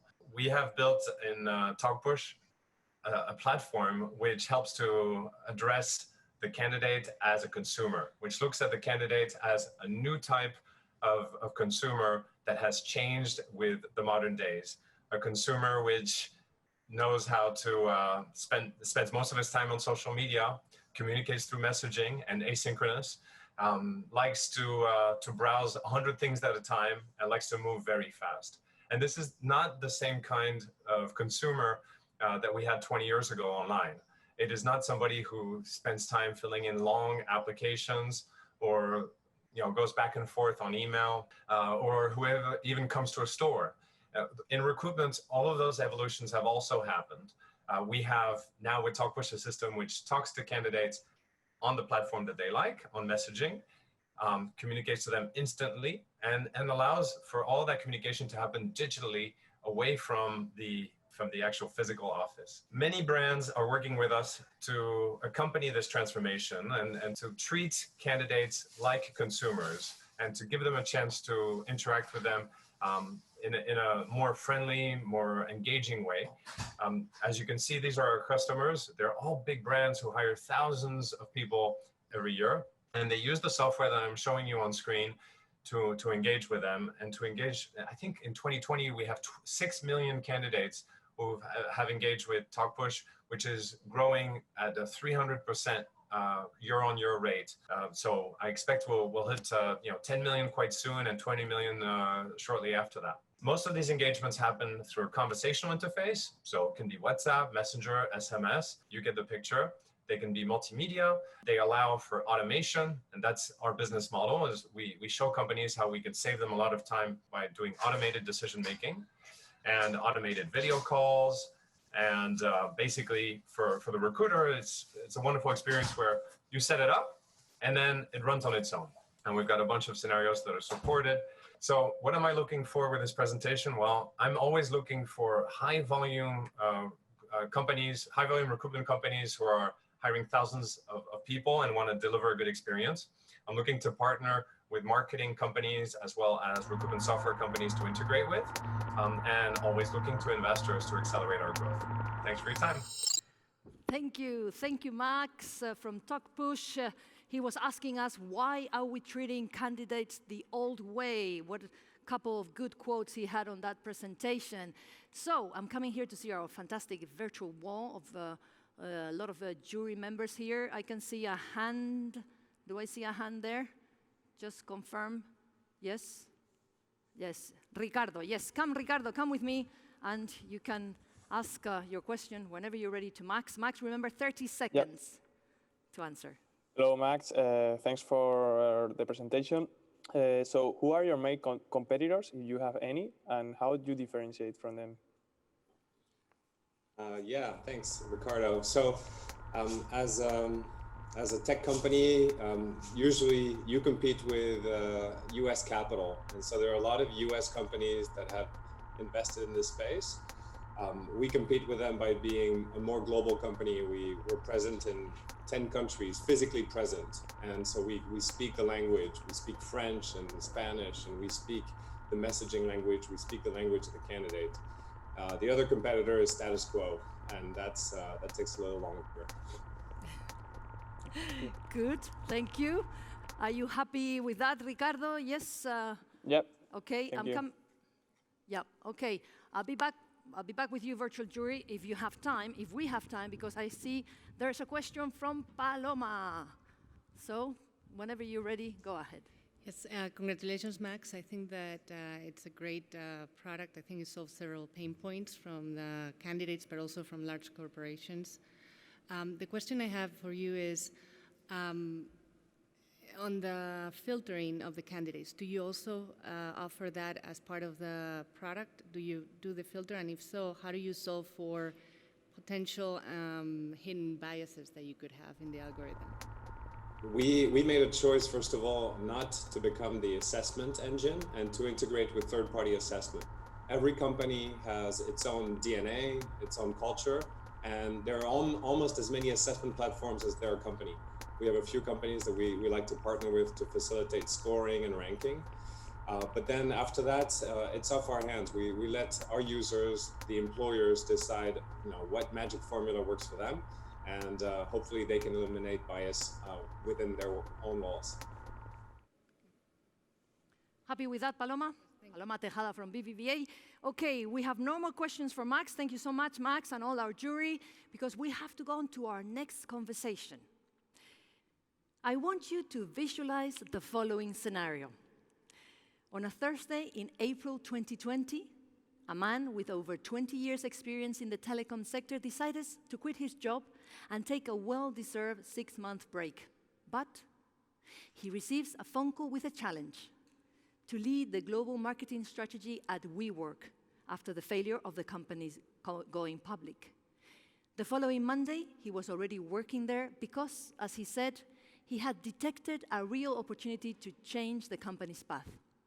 He is specialized in solving complicated situations, so no wonder he has been named one of the most influential CMOs in the world. Well, to talk about the future of the workplace, he's joining us virtually from the US, from New York. Let's welcome Roger Solé. Roger, there you are. How are you? Hi, I'm great. Great to be here. Thanks for the introduction. Lovely to see you from a WeWork office in New York, I believe. Yes, absolutely. We are, most of us are already back to work, taking a lot of care of health and safety measures, and but working in a collaborative environment. So. Excellent. Well, we couldn't invite you to a better track than the future of work. And I would like you to tell us, how has the pandemic affected WeWork and how did you adapt? Yes. So the pandemic created the perception that eventually work from home was going to be like a constant, and even put some question marks about our product and our future, right? But the fact is that what we're seeing is that it is going in our favor in terms of making people understand that the future of work needs to be flexible, right? It's not going to be really working from home, everybody, all the time.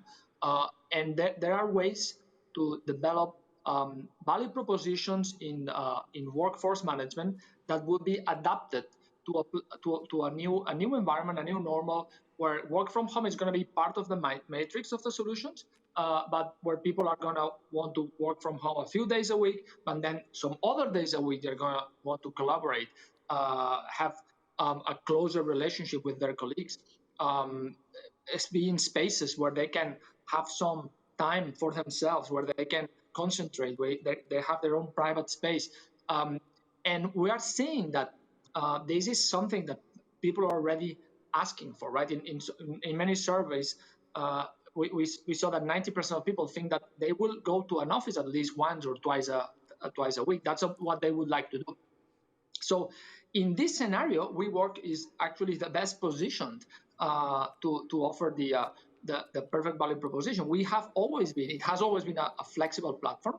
And in a world where people are going to work from home a few days a week, in a world where we're going to see distributed workforces, so people basically living in different cities and needing to go to an office that's close to their home, it doesn't require a commute, it doesn't require a flight, it doesn't require to travel. And that's what we are. We are ultimately a network of offices around the world, and many offices in every city where people will be able to go to that productive space and work from there in a different way, right? And also, in terms of flexibility, what real estate decision makers have understood is that the old model of a centralized headquarter, which is very expensive, where you have 30 years leases, big upfront cost, this is not really adapted for a variable world where you need flexibility. And that's also at the core of what WeWork offers, right? So no upfront cost, office as a service, you scale it up and down whenever you need it, as many desks, as many meeting rooms as you need, with no commitments. And so ultimately, our competition is not really other office space companies. It's the traditional model of real estate or of offices that it needs to be transformed to a new world that will require flexibility and spaces that are very intentional. It's not really the 9 to 5 or the life or the cubicle life. It's spaces that are intentionally designed for collaboration, to create innovation. And that's also what WeWork has been. So we see a big opportunity out of this pandemic to position ourselves as the best solution as a flexible office as a service provider. So the key words, without doubt, is flexibility, which you already had at WeWork, but you're insisting, focusing even more in that aspect. As I mentioned, you are the most wanted CMO in the world, always called to solve problems. You changed from 20 years in telecom, now you're in a different sector. How do you think marketing can help in the future of work companies through innovation or adapting to this new situation, this new work order? Can marketing give us some tips there? How are you doing it from your experience? Yeah, well, the way I'm organizing our marketing functions and objectives is in 4 different ways. So the first one, in terms of brand and advertising, we need to create this perception, right? That we know we have a self-confident approach of how the future of work is, and we are the leader in terms of that office as a service flexible provider. So we just launched a campaign actually 2 weeks ago that where we have changed our selling line, our positioning, and it's called "That's How Tomorrow Works." So we work, that's how tomorrow works, and from that we're offering the reasons why this is true. And we talk about health and safety, we talk about flexible solutions, we talk about innovative workspaces. So that's one. Then the second one is we need to develop performance campaigns that can help bring leads, bring potential customers to our sales channel. So we have developed, and WeWork is a global platform, so now we have campaigns around the world where we measure every day, every week, the KPIs of potential leads. And it's as this is a product that needs to be sold to decision makers, it's based on not very usual tactics sometimes, right? It's not your traditional D2C. So we are investing in content development, in thought leadership. We are developing branded content where we show what's this future of work, and we can influence the decision makers. Roger. Another thing we're working on is on what we call base management, which is we need to help. We need to, just like I did in the telco business. So we need to treat all our subscribers, understand their develop life cycle management initiatives to make sure that we reduce churn, we improve satisfaction and NPS, and we also increase the lifetime value either by upselling, cross-selling, or giving them retention offers. So Roger, I have to interrupt there. Roger. Yep. Next year, you have to come to the South Summit specifically, physically, because we have to dedicate you a whole morning. It's so much to learn from you. I'm sorry to interrupt, but we're running out of time. Thank you so much, Roger, for being with us, giving us so many tips. There's so much we have to learn from marketing. Please keep us posted and tell us what's happening in WeWork throughout the coming months so we can learn from all those implementations of your strategy and copy some of them. In the meantime... Fantastic.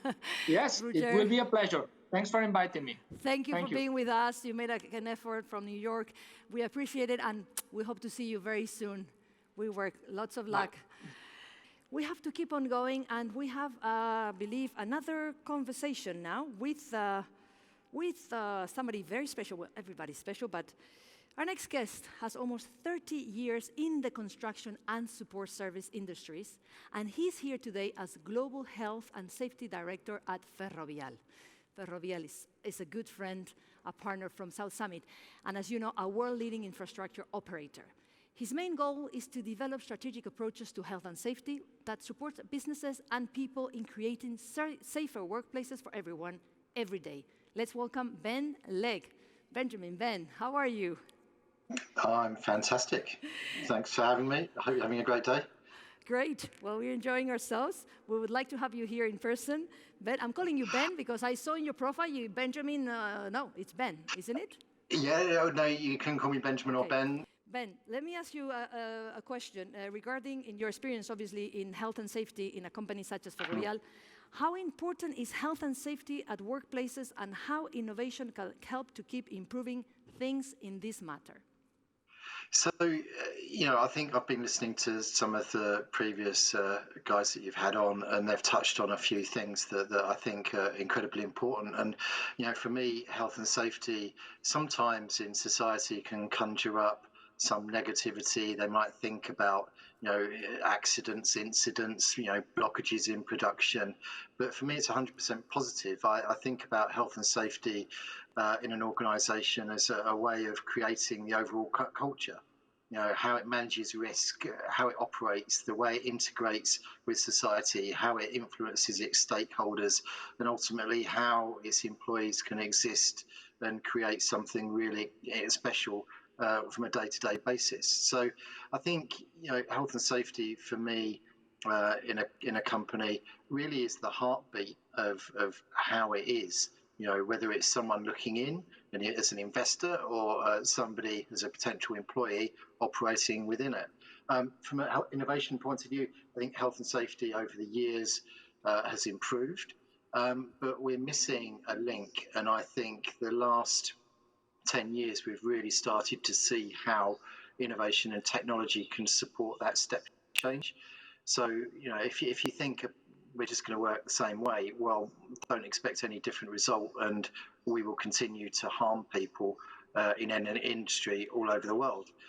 If you start to then look at health and safety, recently I've mentioned Boeing 737 MAX, Deepwater Horizon, very mature, big industries, big businesses, but can be better. So, if you really want to start to see success at the next level, I think you have to integrate health and safety. And from an innovation point of view, I think it can impact on three levels. One, around engaging with employees, trying to provide that frictionless environment where people can exist and interact with each other in a very productive way.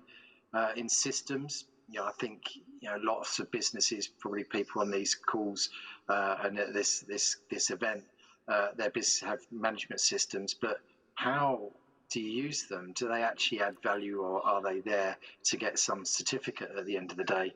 So using innovation or using technology to create that much improved interface between the person and the process, I think is another area. And education.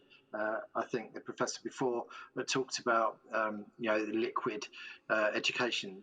For me, the days of teaching people health and safety in a very sort of restricted environment is changing. How you can introduce people using immersive technology into high-risk environments can actually create better places of work and reduce risk when a task actually has to be done. all the way through to, thinking about, individuals and how they can build their own personal reputations around health and safety. We don't have a LinkedIn for blue collar workers. So, maybe the time is that we use technology for these guys to build their personal health and safety reputation. Ben, I'm afraid we ran out of time, but thank you for that perspective you gave us. And obviously, your job is health and safety has to always be there, even if we don't see it. The innovation is always behind.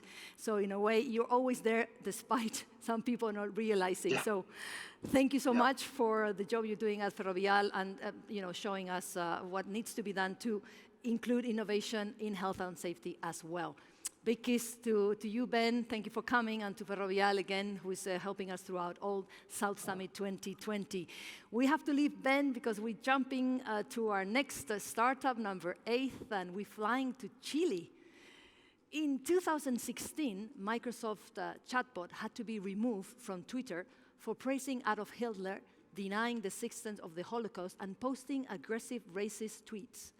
The reason for its failure was its lack of ability to properly understand context, humor, irony, some of the real tools of human conversation. Our next startup uses semantic analytics to create a powerful chatbot SaaS platform. Here to tell us more is a human. He's called Ivan Vivas from Chatigo. Hello, Ivan. Welcome. Hello, I'm Ivan from Chatigo, and I'm very excited to talk to you about our company. People tend to use their phones today more to chat than to talk. And that thing triggered our innovation company based in Santiago, Chile, where it all started. That we saw an opportunity to give our clients a way to communicate by chat from customers to clients. And that's where it all started. Chatigo is an integrated omnichannel SaaS strategy company that it controls, efficiently enhances customer experience through human attention and also through artificial intelligence via chatbots or robots. Chatigo integrates in only one platform several digital channels like WhatsApp, Facebook Messenger, Twitter, Instagram, web chat. And it also integrates with our own CRM, the main CRMs that are in the market today. Our solution comes in 4 modules. Number 1, human attention, where with plenty of tools, we customize and control the chats integrations between clients and live agents, our customers. Secondly, we have a proprietary chatbot platform that we give total autonomy to our clients to develop their own bots, and they can produce them, automate their processes. Number 3, we have a very graphic reporting system where our clients can control on real time their key elements that will let them know what's going on in their chat communication. And number 4, analytics, where we use artificial intelligence to analyze chats, tag them, and look at them. Our business model is very simple. We use monthly subscription for live agents, and we use charge per transaction on bots. Since our company started in mid-2016, we have been steadily growing, and we plan to forecast to close our sales in this year in over $3 million and over 350 customers. We have presence in 15 countries, 3 own offices, more than 20 partners covering all the American continent. Right now, we employ more than 50 people in development and sales area, with a potential market of over 3 million positions and a potential market in sales that is forecasting over $21 billion by 2022, with an average growth rate of 25%, is a very attractive market today. So Chatigo has been consolidating itself as a leader in the omnichannel industry for human attention and also for bots. Thank you very much for your time, and I'm looking forward to answering your questions. Bye. Thank you, Ivan. We are looking forward to those questions from our jury. I'm coming here to our wall, our virtual wall, our lovely jury. Do we have any hands in the air to ask Ivan from Chatigo? He's in Chile, waiting for your questions. I don't know, don't be shy. I'm going to look at our jury, our physical jury here at La Nave. I think I see a hand from Finn Murphy. It's okay. Finn, come along with me to ask your question to Ivan whenever you're ready. Hey, Ivan. Thanks. That was a great pitch. I'm just curious, like, chatbots kind of had their moment in the sun and then have kind of steadily declined in terms of how users actually wanted to engage with them. Has that, in your view, has that market perception changed as the underlying technology, like the actual NLP technology, has improved? Or what do you believe the consumer sentiment is towards engaging with bots now? Well, what I think that is going on right now is what our platform what is doing is we're giving the chat platform to our clients, which are the companies that are in the call center. So I think basic in the chatbots, because of the robots, is to really understand what process can be automated and what process cannot be automated. And I think that is the key. So the final consumer don't see a frustration talking with a robot. So we have to look at the process that we need to automate to don't frustrate the client. Wow, good. Oh, thanks. You're okay. That was a tough, good question, Finn. Who knows if Ivan is a robot? Maybe he is. We don't know. No. You can never know. Finn, things have improved. Do we have any more hands up in the air for Ivan from Chatigo? I don't know if we have any more questions here from our virtual jury. I think he's explained everything. No, we're going to go to our next startup. And I'm going to come here with our jury because sometimes I feel you're a bit lonely. So I'm going to surround myself with this fantastic panel of friends. And we're going to leave Chile to go to the UK. Imagine for a second the perfect personal shopper. Dream come true. Someone who knows everything about your personal taste and preferences, knows your body size, hair, and skin tone, but knows much more. This shopper knows what's hot, what's trending right now, and in your specific region. The shopper then tailors the latest fashion with your taste to identify the perfect clothes for you. Best of all, there's no need to make polite conversation with this shopper or be diplomatic if you don't like the suggestions, because this shopper isn't human. Let's hear more from Kostas Koukovaras, founder and CEO of IntelliStyle. Kalimera, Kostas. There's a huge shift happening in the 400 billion apparel industry. With shops closed for over 2 months, coronavirus has resulted in an entire season of unsold stock, damaging cash flows and margins. Consumer shopping habits have changed forever, accelerating the shift to online by 5 years, resulting in brands that we knew and loved disappearing from the high street overnight. In this new landscape, though, some brands have emerged stronger by following 3 simple strategies. Number 1, they inspire, because when we're out looking for new clothes, we're not just looking for a new dress. We're looking to satisfy that inner desire that we all have, the desire to look and feel great. Number 2, they personalize their product offering.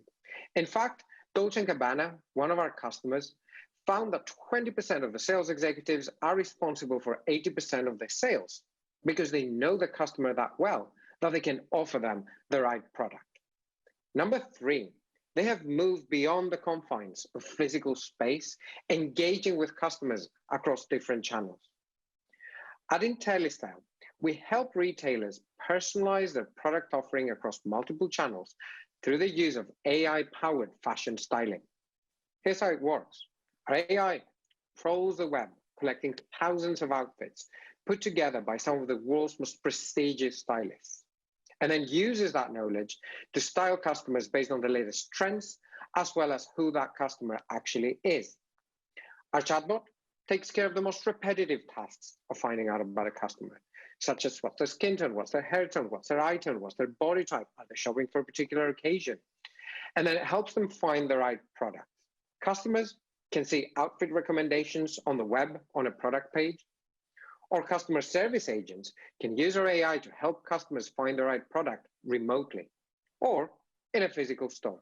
And if your customers are more of a self-serve type, they can use our AI embedded in a smart mirror to help them find the right product. And we drive results. Our customers on average get a 10% revenue uplift, 20% higher full price sell-through, and 130% more revenue than traditional personalization approaches. Some of the world's most exclusive retailers use our services, and the reason why they do that is because of the quality of the personalization experience that outperforms everything else out there. How do we charge? Well, we charge a base fee plus commission tied to the uplift that we deliver for our customers. And if you take this model and apply it to the 481 billion apparel industry, that equates to 1.6 billion addressable market. We've previously raised £600,000 in venture capital, and we're raising 1.2 million to support our sales growth and reach 2 million in sales by 2021. So if you're passionate about driving retail performance, we'd love to talk to you. Thank you. Thank you, Efkaristopoulos, Kostas. Yes, we are passionate, and our jury is passionate as well. So do we have any questions for Kostas from IntelliStyle? Yes, I think I see a hand. Yes, Borja, come with me to the big screen and you can ask your question when you're ready. Hi, Kostas. I would like to ask you about the business model you're applying. I want to know if you're just charging a simple SaaS fee, or you're trying to get into the revenues of the client, taking some commission on the sales or in the improvement of conversion. Thank you. So we charge a base fee to cover our basic costs, but then we price differentiate depending on the client that we're working with. We're always ROI based. So we charge a commission effectively depending on the revenue that the customer has. So normally we drive a 10% revenue uplift, and we take a cut of that revenue uplift that we drive for the customer. Yes, you're happy with that? Thank you. Excellent. I'm coming back to see if our jury here, if we have any more hands. Come on, guys, we're running out. We're running out of startups on this track. So do I see any more hands? Yes, I see one. Susie, yes. Susie from Notion Capital, come along whenever you're ready. Thanks a lot. I guess I was wondering, what do you think is the average order value that you would need to generate from one customer in order to reach your target that you set? So it's a combination of average order value and conversion that we're improving. We're improving our average order value by 42% and conversion by 124% for the clients that we work with. So that in combination with a click-through rate, which is around 5%, will give a 10% revenue uplift. But how much is the total? The total depends on the customer that you're working with. So if somebody has, let's say $100 average order value, then we'd bring it up to 142. Got it. Okay, thanks. She's happy now, Kostas. Any more questions from our jury? I don't think we see any more questions, and we don't have much time. So thank you to Kostas Kouroukavas, I cannot pronounce your name, Kostas, forgive me, Kouroukavas, and all our jury, questions from our jury. We're going to jump into our next section, which is a kind of a hybrid. Is this new word we all love now? Hybrid section. We have two guests here on the set, and one of the guests, she's coming in through our video, our window, this virtual window. So let me introduce her first. We have with us the head of merchant sales and acquiring Southern Europe at Visa.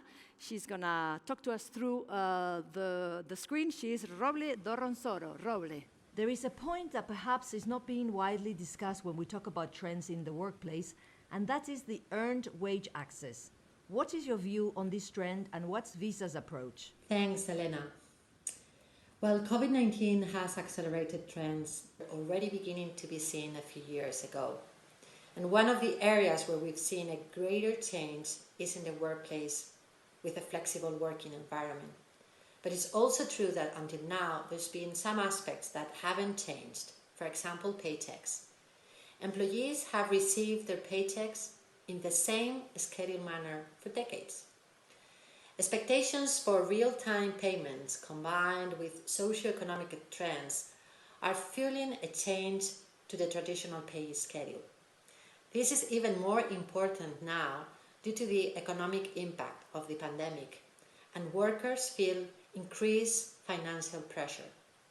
Research suggests that the ability to access earned wages prior to payday can aid in recruitment, engagement, and retention rates. Moreover, it impacts employees' health and financial wellness. In light of all this, Visa has partnered with WageStream to enable employees to withdraw a percentage of their earned wages before payday. And now, by working with Visa, they can opt to withdraw funds directly to their Visa card using Visa Direct. Visa Direct is the technological platform that powers instant and real-time payments through Visa's global network to send money to billions of cars worldwide. Thanks to this partnership with WageStream, over 350,000 European employees have now access to their earnings.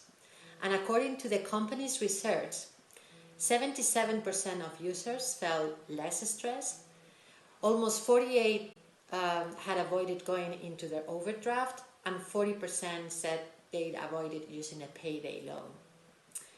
Visa Direct allows companies to create fast, comfortable, and secure payments experiences using the debit and prepaid credentials. So yes, COVID-19 keeps impacting the workforce greatly, and it's more important than ever that we find ways to support workers on the front lines, helping them get faster access to their money. At Visa, we are proud to be working with WageStream to offer their users more control of their finances, especially during these challenging times. Thank you so much to Raul Doronsoro from Visa for this message of positive and optimistic message. We're going to continue with this section. I told you it was a bit hybrid, and I have two guests that are going to accompany me, join me on this beautiful set. You know them both because one of them has been a member of the jury, is a member of the jury today, and the other one is well known as well. So please join me, Paloma Tejada and Juan Ordiales. Where are you? Here they are. Paloma Tejada from BBVA. Take that chair. And Juan Ordiales, lovely to see you again. It's been a long time. You don't change. No, please. Okay. Please, man in the middle. You don't change with time, Juan Ordiales. It's lovely to see you. Always looking young, energetic, and fantastic. Thank you. And Paloma as well, but I never met her. I mean, this is the first time I'm with her, so it's lovely to have you here. Thank you. Guys, welcome to South Summit 2020. Juan is a friend from ever. No, thank you for making the effort. In such a year, it's great to see this. Oh, we're exhausted. It's actually unbelievable. It's great to be here. And well, BBVA is a friend from ever as well. But anyway, I invite you to join us and have a drink here of this fantastic. It's water. Can you believe it in this can? No plastic water. I love it. Let's get this can. It's my first time sitting down on the whole morning, so I'm really tired. Okay, so let me start with you. I'm going to give Paloma a little break because she's been jury as well, asking questions. But Juan Ordiales is the CEO of Job and Talent. Everybody knows Job and Talent. And Juan, but you work with thousands of clients, obviously, all over the world. What are the greatest technology innovations you have seen being adopted, and are some of these being accelerated due to COVID? Yes, actually we, as you know, we're a marketplace between employers and workers, and we have seen some trends being accelerated. One that has actually changed a lot our marketplace, and actually the satisfaction level of the workers and candidates in the marketplace has been the video interview during these times. Okay, it's like we used to have that feature in the app for years, and it was just adopted by 5-10% of workers and companies, because the companies of the marketplace, they wanted to see the workers in person to do a physical interview. But it was because of, but during COVID times, the first strong wave, there was no way to, we had a lot of clients actually that they were recruiting a lot of people. We work with a lot of e-commerce companies, supermarkets, and before COVID, all those companies were actually meeting physically the workers before hiring them, and now it's like after COVID, they have adopted the video interview. And the video interview is an automated interview that is run by the candidate in the app by themselves. And then what we have is some professional recruiters rating that interview on remote. It's not that we have one recruiter interacting with the worker. The worker record himself, answering some questions in real time that they come through. So we believe that this we have advanced probably 5 years in just 5 months because we have now there is no hiring in our platform happening without a video interview actually. Wow. So 100% of them from a 5-10% adoption to 100%. And this is actually bringing us a new avenue and a new path because we can plug in the future some AI features to actually rate automatically those workers and try to make a better matching by the use of AI in there, you know. And okay, let me stop you there because I want to come back to you and tell us more about all that. But let me go to Paloma now, and obviously from your experience at BBVA dealing with companies, what are the challenges that you see these companies are facing right now in the frame of this future of work? Mm-hmm. What are the priorities in the COVID situation? Have their priorities changed? Sure. Well, this pandemic has forced us all into, I mean, it's brought a disruption that forced us all into a new culture, no? And we have to reinvent ourselves, individuals and enterprises, no? But in the midst of all this disruption, we can find opportunities to instill positive change. Some of them you were just mentioning, no? That acceleration of and adapting of new technology. South Summit is a beautiful example of that adaptation, right, this year. That's what's making us resilient. And I think that the key is how to do that and what to prioritize. Luis Diaz from Accenture was mentioning a lot of the trends. I would prioritize 3 of them. The first one is the leadership style. We need to move from a command and control style to one based on trust. And there's many ways to do it. At BBVA, we're promoting values like entrepreneurship, empowerment, and accountability. A second trend or a second area of work would be performance. And actually, what is it that we value? Because in traditional models, we value and therefore reward it, and most likely we're confusing productivity with availability, effort, and presence. And now we need to really find those systems, performance systems, that identify the true creation of value and that don't confuse those presentism with productivity. And lastly, and probably most important, is we need to realize that we are facing a potential loss of engagement of our employees. Why? Because in a remote world, we're going to see each other less, no? It's undoubtedly. And that means that we're going to share less experiences together, and that will have an impact on the way we relate to each other and the way we relate to the company. The physical space allows for informal and formal connections that help us build trust and share values, common purpose, the company's purpose and values, no? So that's a big challenge, and there's probably many ways to do it. At BBVA, we launched an emotional well-being site with a lot of resources, but we also launched, for instance, a resilience program, right? And also we're testing, I'll talk a little bit more about that if we have more time, but we're testing, for instance, hybrid models, because we think that the on-site work and the remote work has benefits as well, no? So we can benefit, and we're focusing or prioritizing the physical space more for the team building dynamics or feedback or creation and innovation, no? We have 1 minute left. I know this is TV, but getting back to what you were saying and Paloma mentioned, the opportunities you're seeing for job and talent, improving your product, your service to recruiters, but taking into account what she was mentioning about values and these priorities that have changed. Have you seen this, and are you actually using AI or other tools to implement that? Is it what she's saying? Is it resonating with you? Absolutely. I think that we, on that sense, for example, one thing that we or myself as CEO, I was not tracking as much as I'm tracking right now, it was the employee NPS. Mm-hmm. So now it's one of the key metrics of every week. You know, it's like we're trying to do as many surveys as we can to try to understand better the employees, how they're feeling, how they're engaged with the company, how they believe in the mission. Totally. And I think that is more relevant than ever, because before you were at the office, you had the pulse of the company. But when you're in remote, and we're going to be in remote, in our cases until September 2021, you need to have those tools actually to understand what your employees are thinking, what the team is actually what are the emotions of the team and the values that are being shared, and that's something that has been accelerated too in absolutely so in line with what Paloma is saying.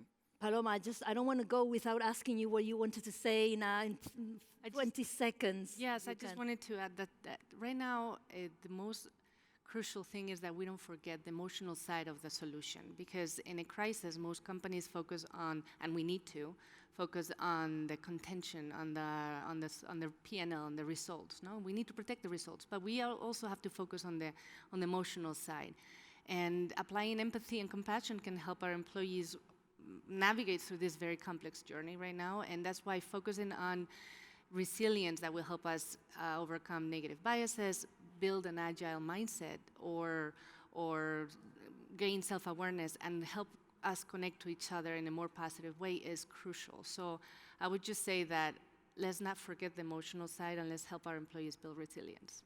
Wow, that was the most interesting, intense 10 minutes of my life. I have to say, I'm going to stay with one word that you said that I think it summarizes everything, which is trust. Trust and all these values that you both are in line for the future of work with the press. The answer you gave from Mad was saying is the new work order, not the future of work, but the new work order. I want to thank you so much, Juan Ordiales, for being here, Job and Talent, and Paloma, BBVA.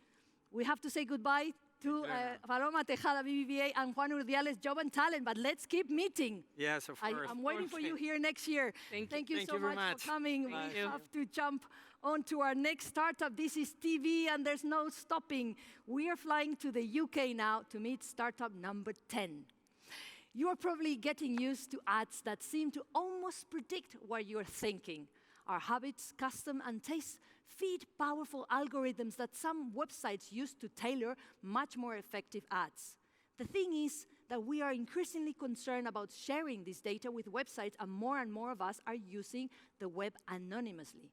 So how do we create a better personalized experience for the anonymous website users? Seems impossible. And yet, our next startup claimed to be able to do it. Here to tell us how is Ben Mercer, CEO of Personify. Hello, Ben, welcome. Hi, I'm Ben Mercer, co-founder at Personify XP. We're the world's first platform to create digital experiences for anonymous website visitors, creating a 10% new revenue opportunity for retailers and brands. Up to 95% of shoppers are anonymous, and this has been exacerbated by new legislation, starting with GDPR in May 2018, and the most recent California Consumer Protection Act in the US in January of this year. The world's never been more private. And even Google announced that they're phasing out third-party cookies in 2022. There needs to be a better way to be able to personalize to anonymous website visitors. The way Personify is being able to solve this is relate the way in which someone browses a website to a shopping mission. And what we think of a shopping mission is I go into a store and I speak to a store assistant. I can say I'm buying a white shirt, and immediately that person will ask me, why are you buying that white shirt today? And I could be buying that for a number of reasons. It could be as part of a suit for a wedding, a suit for work, a vacation, or even a date night. And as an online digital shopper, obviously the content and the products that I'd want to see will change depending on that mission. And driven from the first moment they hit the website, even from the Instagram ad or Facebook or Google search they come from, immediately we can start to personalize the experience by constantly working out the type of mission we think that person's on with every action they take. And using that data, we can start dynamically change every single page that person sees on the fly. And because retail is constantly changing with new marketing campaigns, social releases, and even new products, Personify reacts immediately to those changes to better personalize the experience. And we've seen great success across the board, across different categories with the likes of Farfetch and Burberry, all the way through to the likes of Boohoo and John Lewis. We see great revenue results, and typically during A/B tests and proof of concepts, we see somewhere between a 3 to 15% increase in revenue. And our model is very flexible. We know that retailers typically already have some kind of personalization software, and for that software, we typically pass those missions directly into that software for them to get a better handle of the experiences, or if they're not happy with their solution, we're actually fully replacing their existing personalization solution. And what we've seen is considerable growth, especially even during COVID. We're seeing around 20 to 30% increase quarter on quarter in our revenue. And the team, myself, I've been involved in e-commerce the last 10 years, and my co-founder has a PhD in personalization. And we have investors and advisors around us who have experience in both software and retail. Thank you for your time today. Thank you, Ben. We had a few extra seconds there. Next time I buy a white shirt, I'm going to think of Ben and Personify XP. Hello, virtual jury. Do we have any questions for Ben? Luz, did you raise your hand? Luz Adel, Luz, my dear friend, Valencia. Sorry, I didn't see you in the corner. Come on, Luz, come with me and ask Ben your question. Whenever you're ready, Luz. Ben, remember 30 seconds to answer to Luz. Got it. Thank you for your presentation, Ben. How long it takes to implement the solution? So it's very flexible, right? So we've built like a number of different pre-integrations into like a bunch of different platforms. We've got like 2 parts to the go live. We've got the first part, which is the tracking phase, where we're just learning about what people are doing on the website. That takes about half a day to set up. And then off the back of what we find, and typically for any retailer or brand, we find somewhere between 20 to 50 different shopping missions per country, per brand. And then that informs then what we can do from like a live website changing. And that typical process from then takes about 3 to 5 days. So in total, it takes about a month from starting the behavior tracking through to the personalization go live. Thank you. Happy, Luz Adel? Yes. Happy. By the way, thank you, Helena. I'm impressed about your energy, as always. This is a teamwork, Luz. There's a lot of people behind the scenes that you don't see. This cannot be done alone at all. So we're going to leave Ben and the UK. Thank you, Luz. A big kiss to Valencia, Draper B1. And we're going to go on to our last startup of this track, the future of work, this morning, this first day at South Summit. So we leave the UK and we go to Germany. You all remember Henry Ford's famous quote, "If I had asked people what they wanted, they would have said faster horses." He didn't believe in asking people what they want, but he would have loved to use our next startup services because they provide quantifiable insights using big data and AI to predict what people will want in the future. Is this cool or is this cool? They have already told me I'll want some coffee in a minute. But first, let's meet Stefan Link, CEO of Pioneer. Welcome, Stefan. Welcome to Pioneer. Products and services are released today faster than ever with technologies like the internet. It has become more important than ever to understand exactly what customers need, and now faster than ever before. $76 billion is spent today in traditional market research and surveys to understand what customers want. But this way is not working for agile organizations because they need these insights on a daily basis. While there is thousands of feedback available in organizations, in service tickets and reviews, analyzing them is too complex, slow, and expensive for organizations and business today. Our solution allows to collect all of this feedback in real time, while an AI clusters and automates the analysis, providing quantitative insights, what products and services matter most to businesses and organizations. Let me introduce you to Daniel, product manager of a software organization. Today, he has to plan what features to deliver next on a weekly basis. But without knowing how many customers are affected, this job is a guesswork like for 2 million other product managers worldwide. Pioneer combines business and customer impact, identifying what features and products matter most, providing all data to make this job now reliable. The solution provides quantitative metrics and trends to know what matters tomorrow and providing actionable insights to take immediate actions. We have an easy-to-use solution that is plug-and-play ready and requires much less data in training and AI to automate the analysis, while also current competitors require months in setting them up. Pioneer reduces this down to a single day with our AI solution. Our business model is based on a subscription pricing of an average 5,000 euros per month, allowing us a total addressable market of around 7 billion euros worldwide. And we put together a rockstar team. I led international projects as an IT consultant before with 200 employees. Our head of sales scaled revenues from 0 to 5 million ARR before. And our tech team has founded 2 other startups and had more than 600,000 end users before. With our solution, we acquired first enterprise customers. And I'm excited to announce that we're releasing today our public beta while we are planning to raise our first seed round with the beginning of next year, accelerating the launch of our self-service solution. Join us. We want to empower everyone to take the right decisions faster with more confidence. Thank you. Thank you, Stefan from Pioneer. Join us. Do you want to join him in the big screen whilst you ask him a question? I wonder, jury, this is your last chance. Carlos was first. Carlos, come with me and get your question ready. Congrats, Stefan, for your platform. I think it fits very well with the pain of the business-to-consumer companies. My question is, what is the difference between your solution and the solution for competition?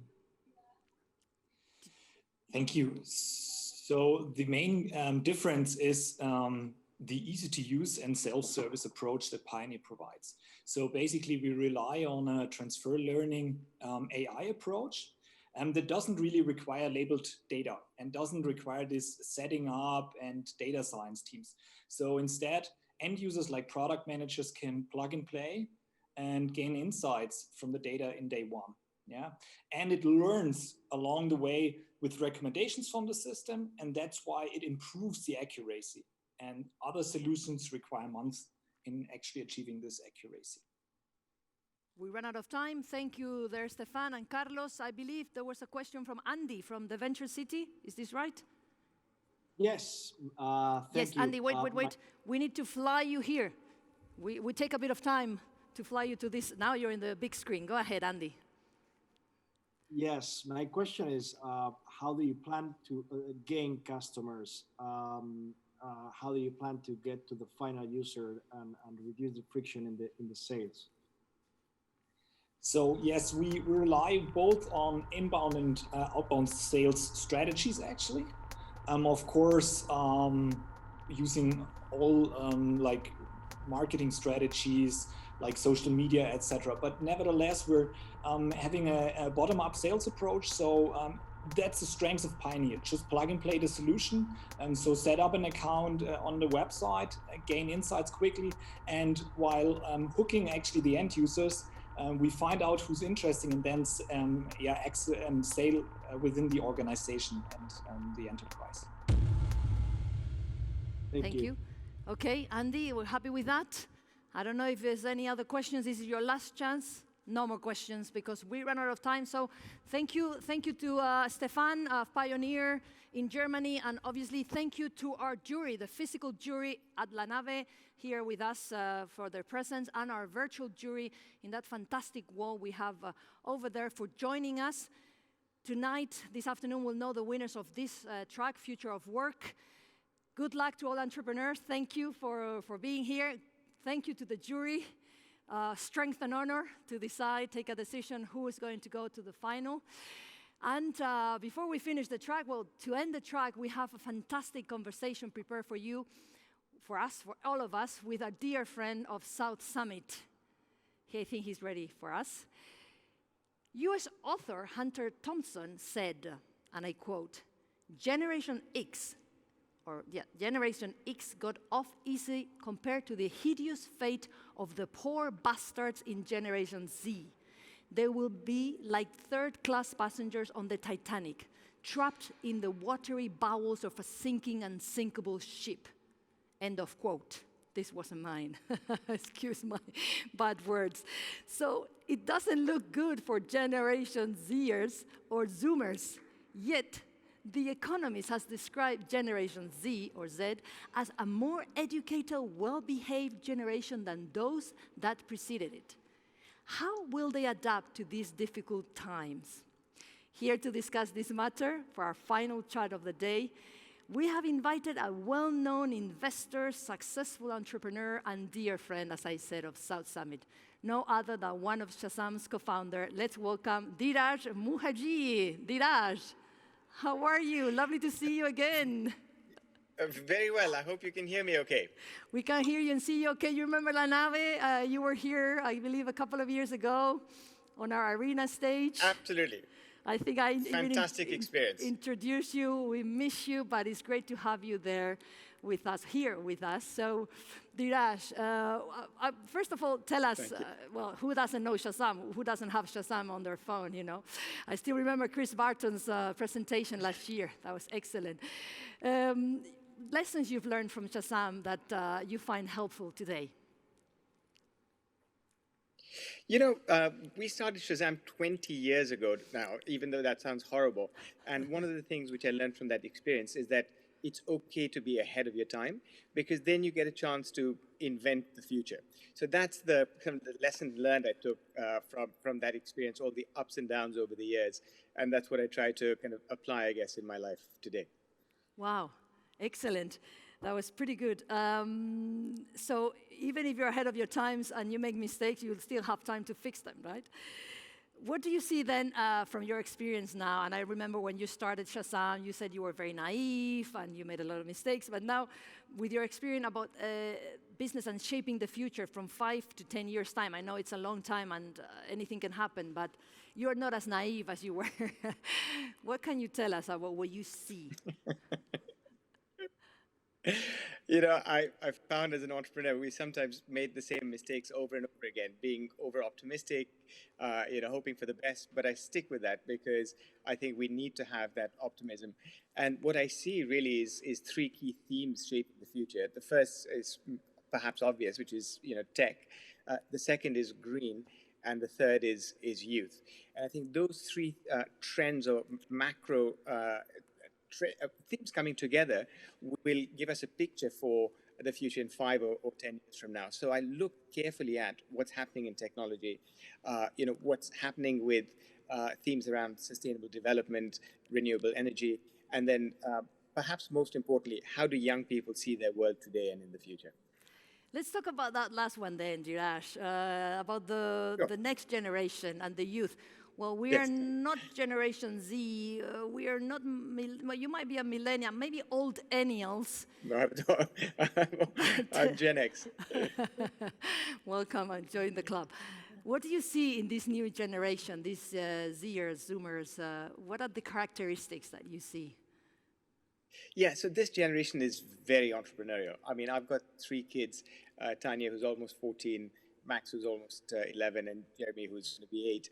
And so I can see the world a little bit through their eyes. Generation Z is the one which is now entering the workplace. And they're the first generation which is growing up alongside some of the themes we've been hearing throughout at South Summit. You know, artificial intelligence in the workplace.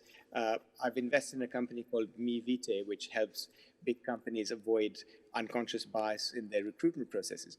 And MiVite calls this augmented intelligence, working alongside these intelligent machines. I think the second is that we've got to remember that Generation Z are both employees. They're also customers. They're also influencers. And that makes a big difference in how they seek the workplace. The kind of fit for them is not just about money, but having meaning as well in their careers.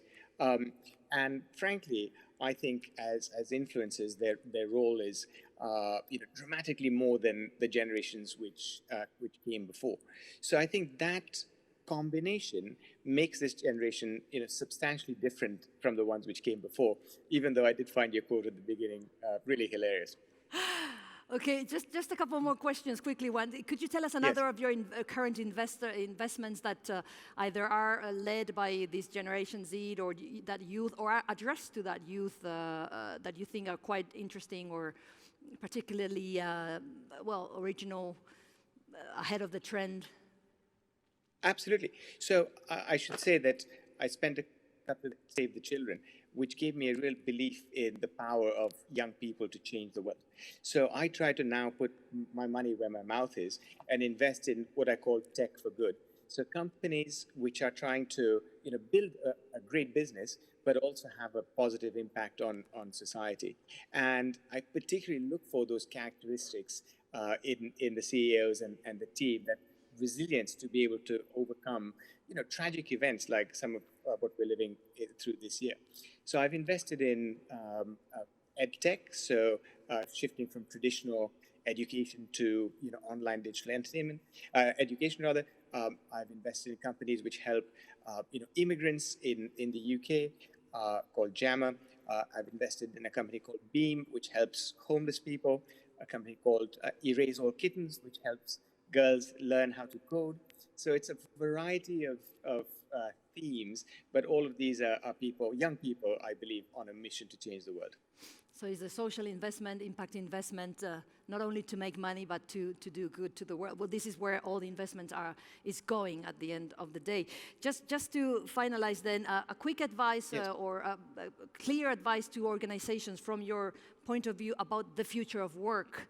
Apart from what you said, tech, green, youth, is there any tip, any final message you can give to organizations about this future present? Yes, absolutely. I think it's worth understanding the mindset of young people and how they want to bring together meaning or purpose and profit. But more importantly, I think we're stuck in this pattern this year about what the new normal is. And my view is, don't do that. Just learn to thrive on uncertainty and change. And it's the organizations who learn the best who I think will succeed in the next 5, 10, 15, 20 years. And the same is true of individuals as well. So the more adaptable and the more willing to thrive in that uncertainty, I think better off people will be. And you know who does that really well? Who? Kids do that. They don't wait to see what the future has for them. They adapt, they change, they grow. And that's why I think young people are a great example, a great inspiration for me. Okay, so thrive in this VUCA environment, in the uncertainty, et cetera, environment. Thank you so much, Diaz. It was lovely seeing you again. We hope that you come back to South Summit, whether it's physically or virtually. We feel very close to you. It was fantastic having you. Thank you for joining us on this very first day at South Summit 2020. All our love. Fantastic. I hope to be back. Take care. See you soon. Well, we couldn't finish our first track, Future of Work, on a better note with our dear friend, co-founder, Shazam co-founder, Diaz Mukherjee. It's been an accelerating, thrilling first day at South Summit. We finished our first track of the day, but I remind you of a few things. As I said, the winner of this track will be announced this afternoon. You can also tune later, we'll be online to see the parallel sessions that were, whilst we were here, on education, health, and well-being. Make sure you join tonight or this afternoon our primetime sessions where you hear from people like Wendy Kopp from Tech for All, Ana Patricia Botín, Eric Juan from Zoom, and guests like Carlos Sainz, the rally driver, and our own special guest, Antonio Banderas, needs no introduction, so don't miss our primetime every afternoon. Just thank all the entrepreneurs, jury, and obviously you, the audience. Without you, there's no show, there's no South Summit. And I'm just going to leave with that note that Diaz said, don't be afraid of being ahead of the trend, ahead of the curve, because the future is now. Thank you so much. I'll see you all tomorrow on second day at South Summit 2020. Thank you, and see you tomorrow. Bye-bye.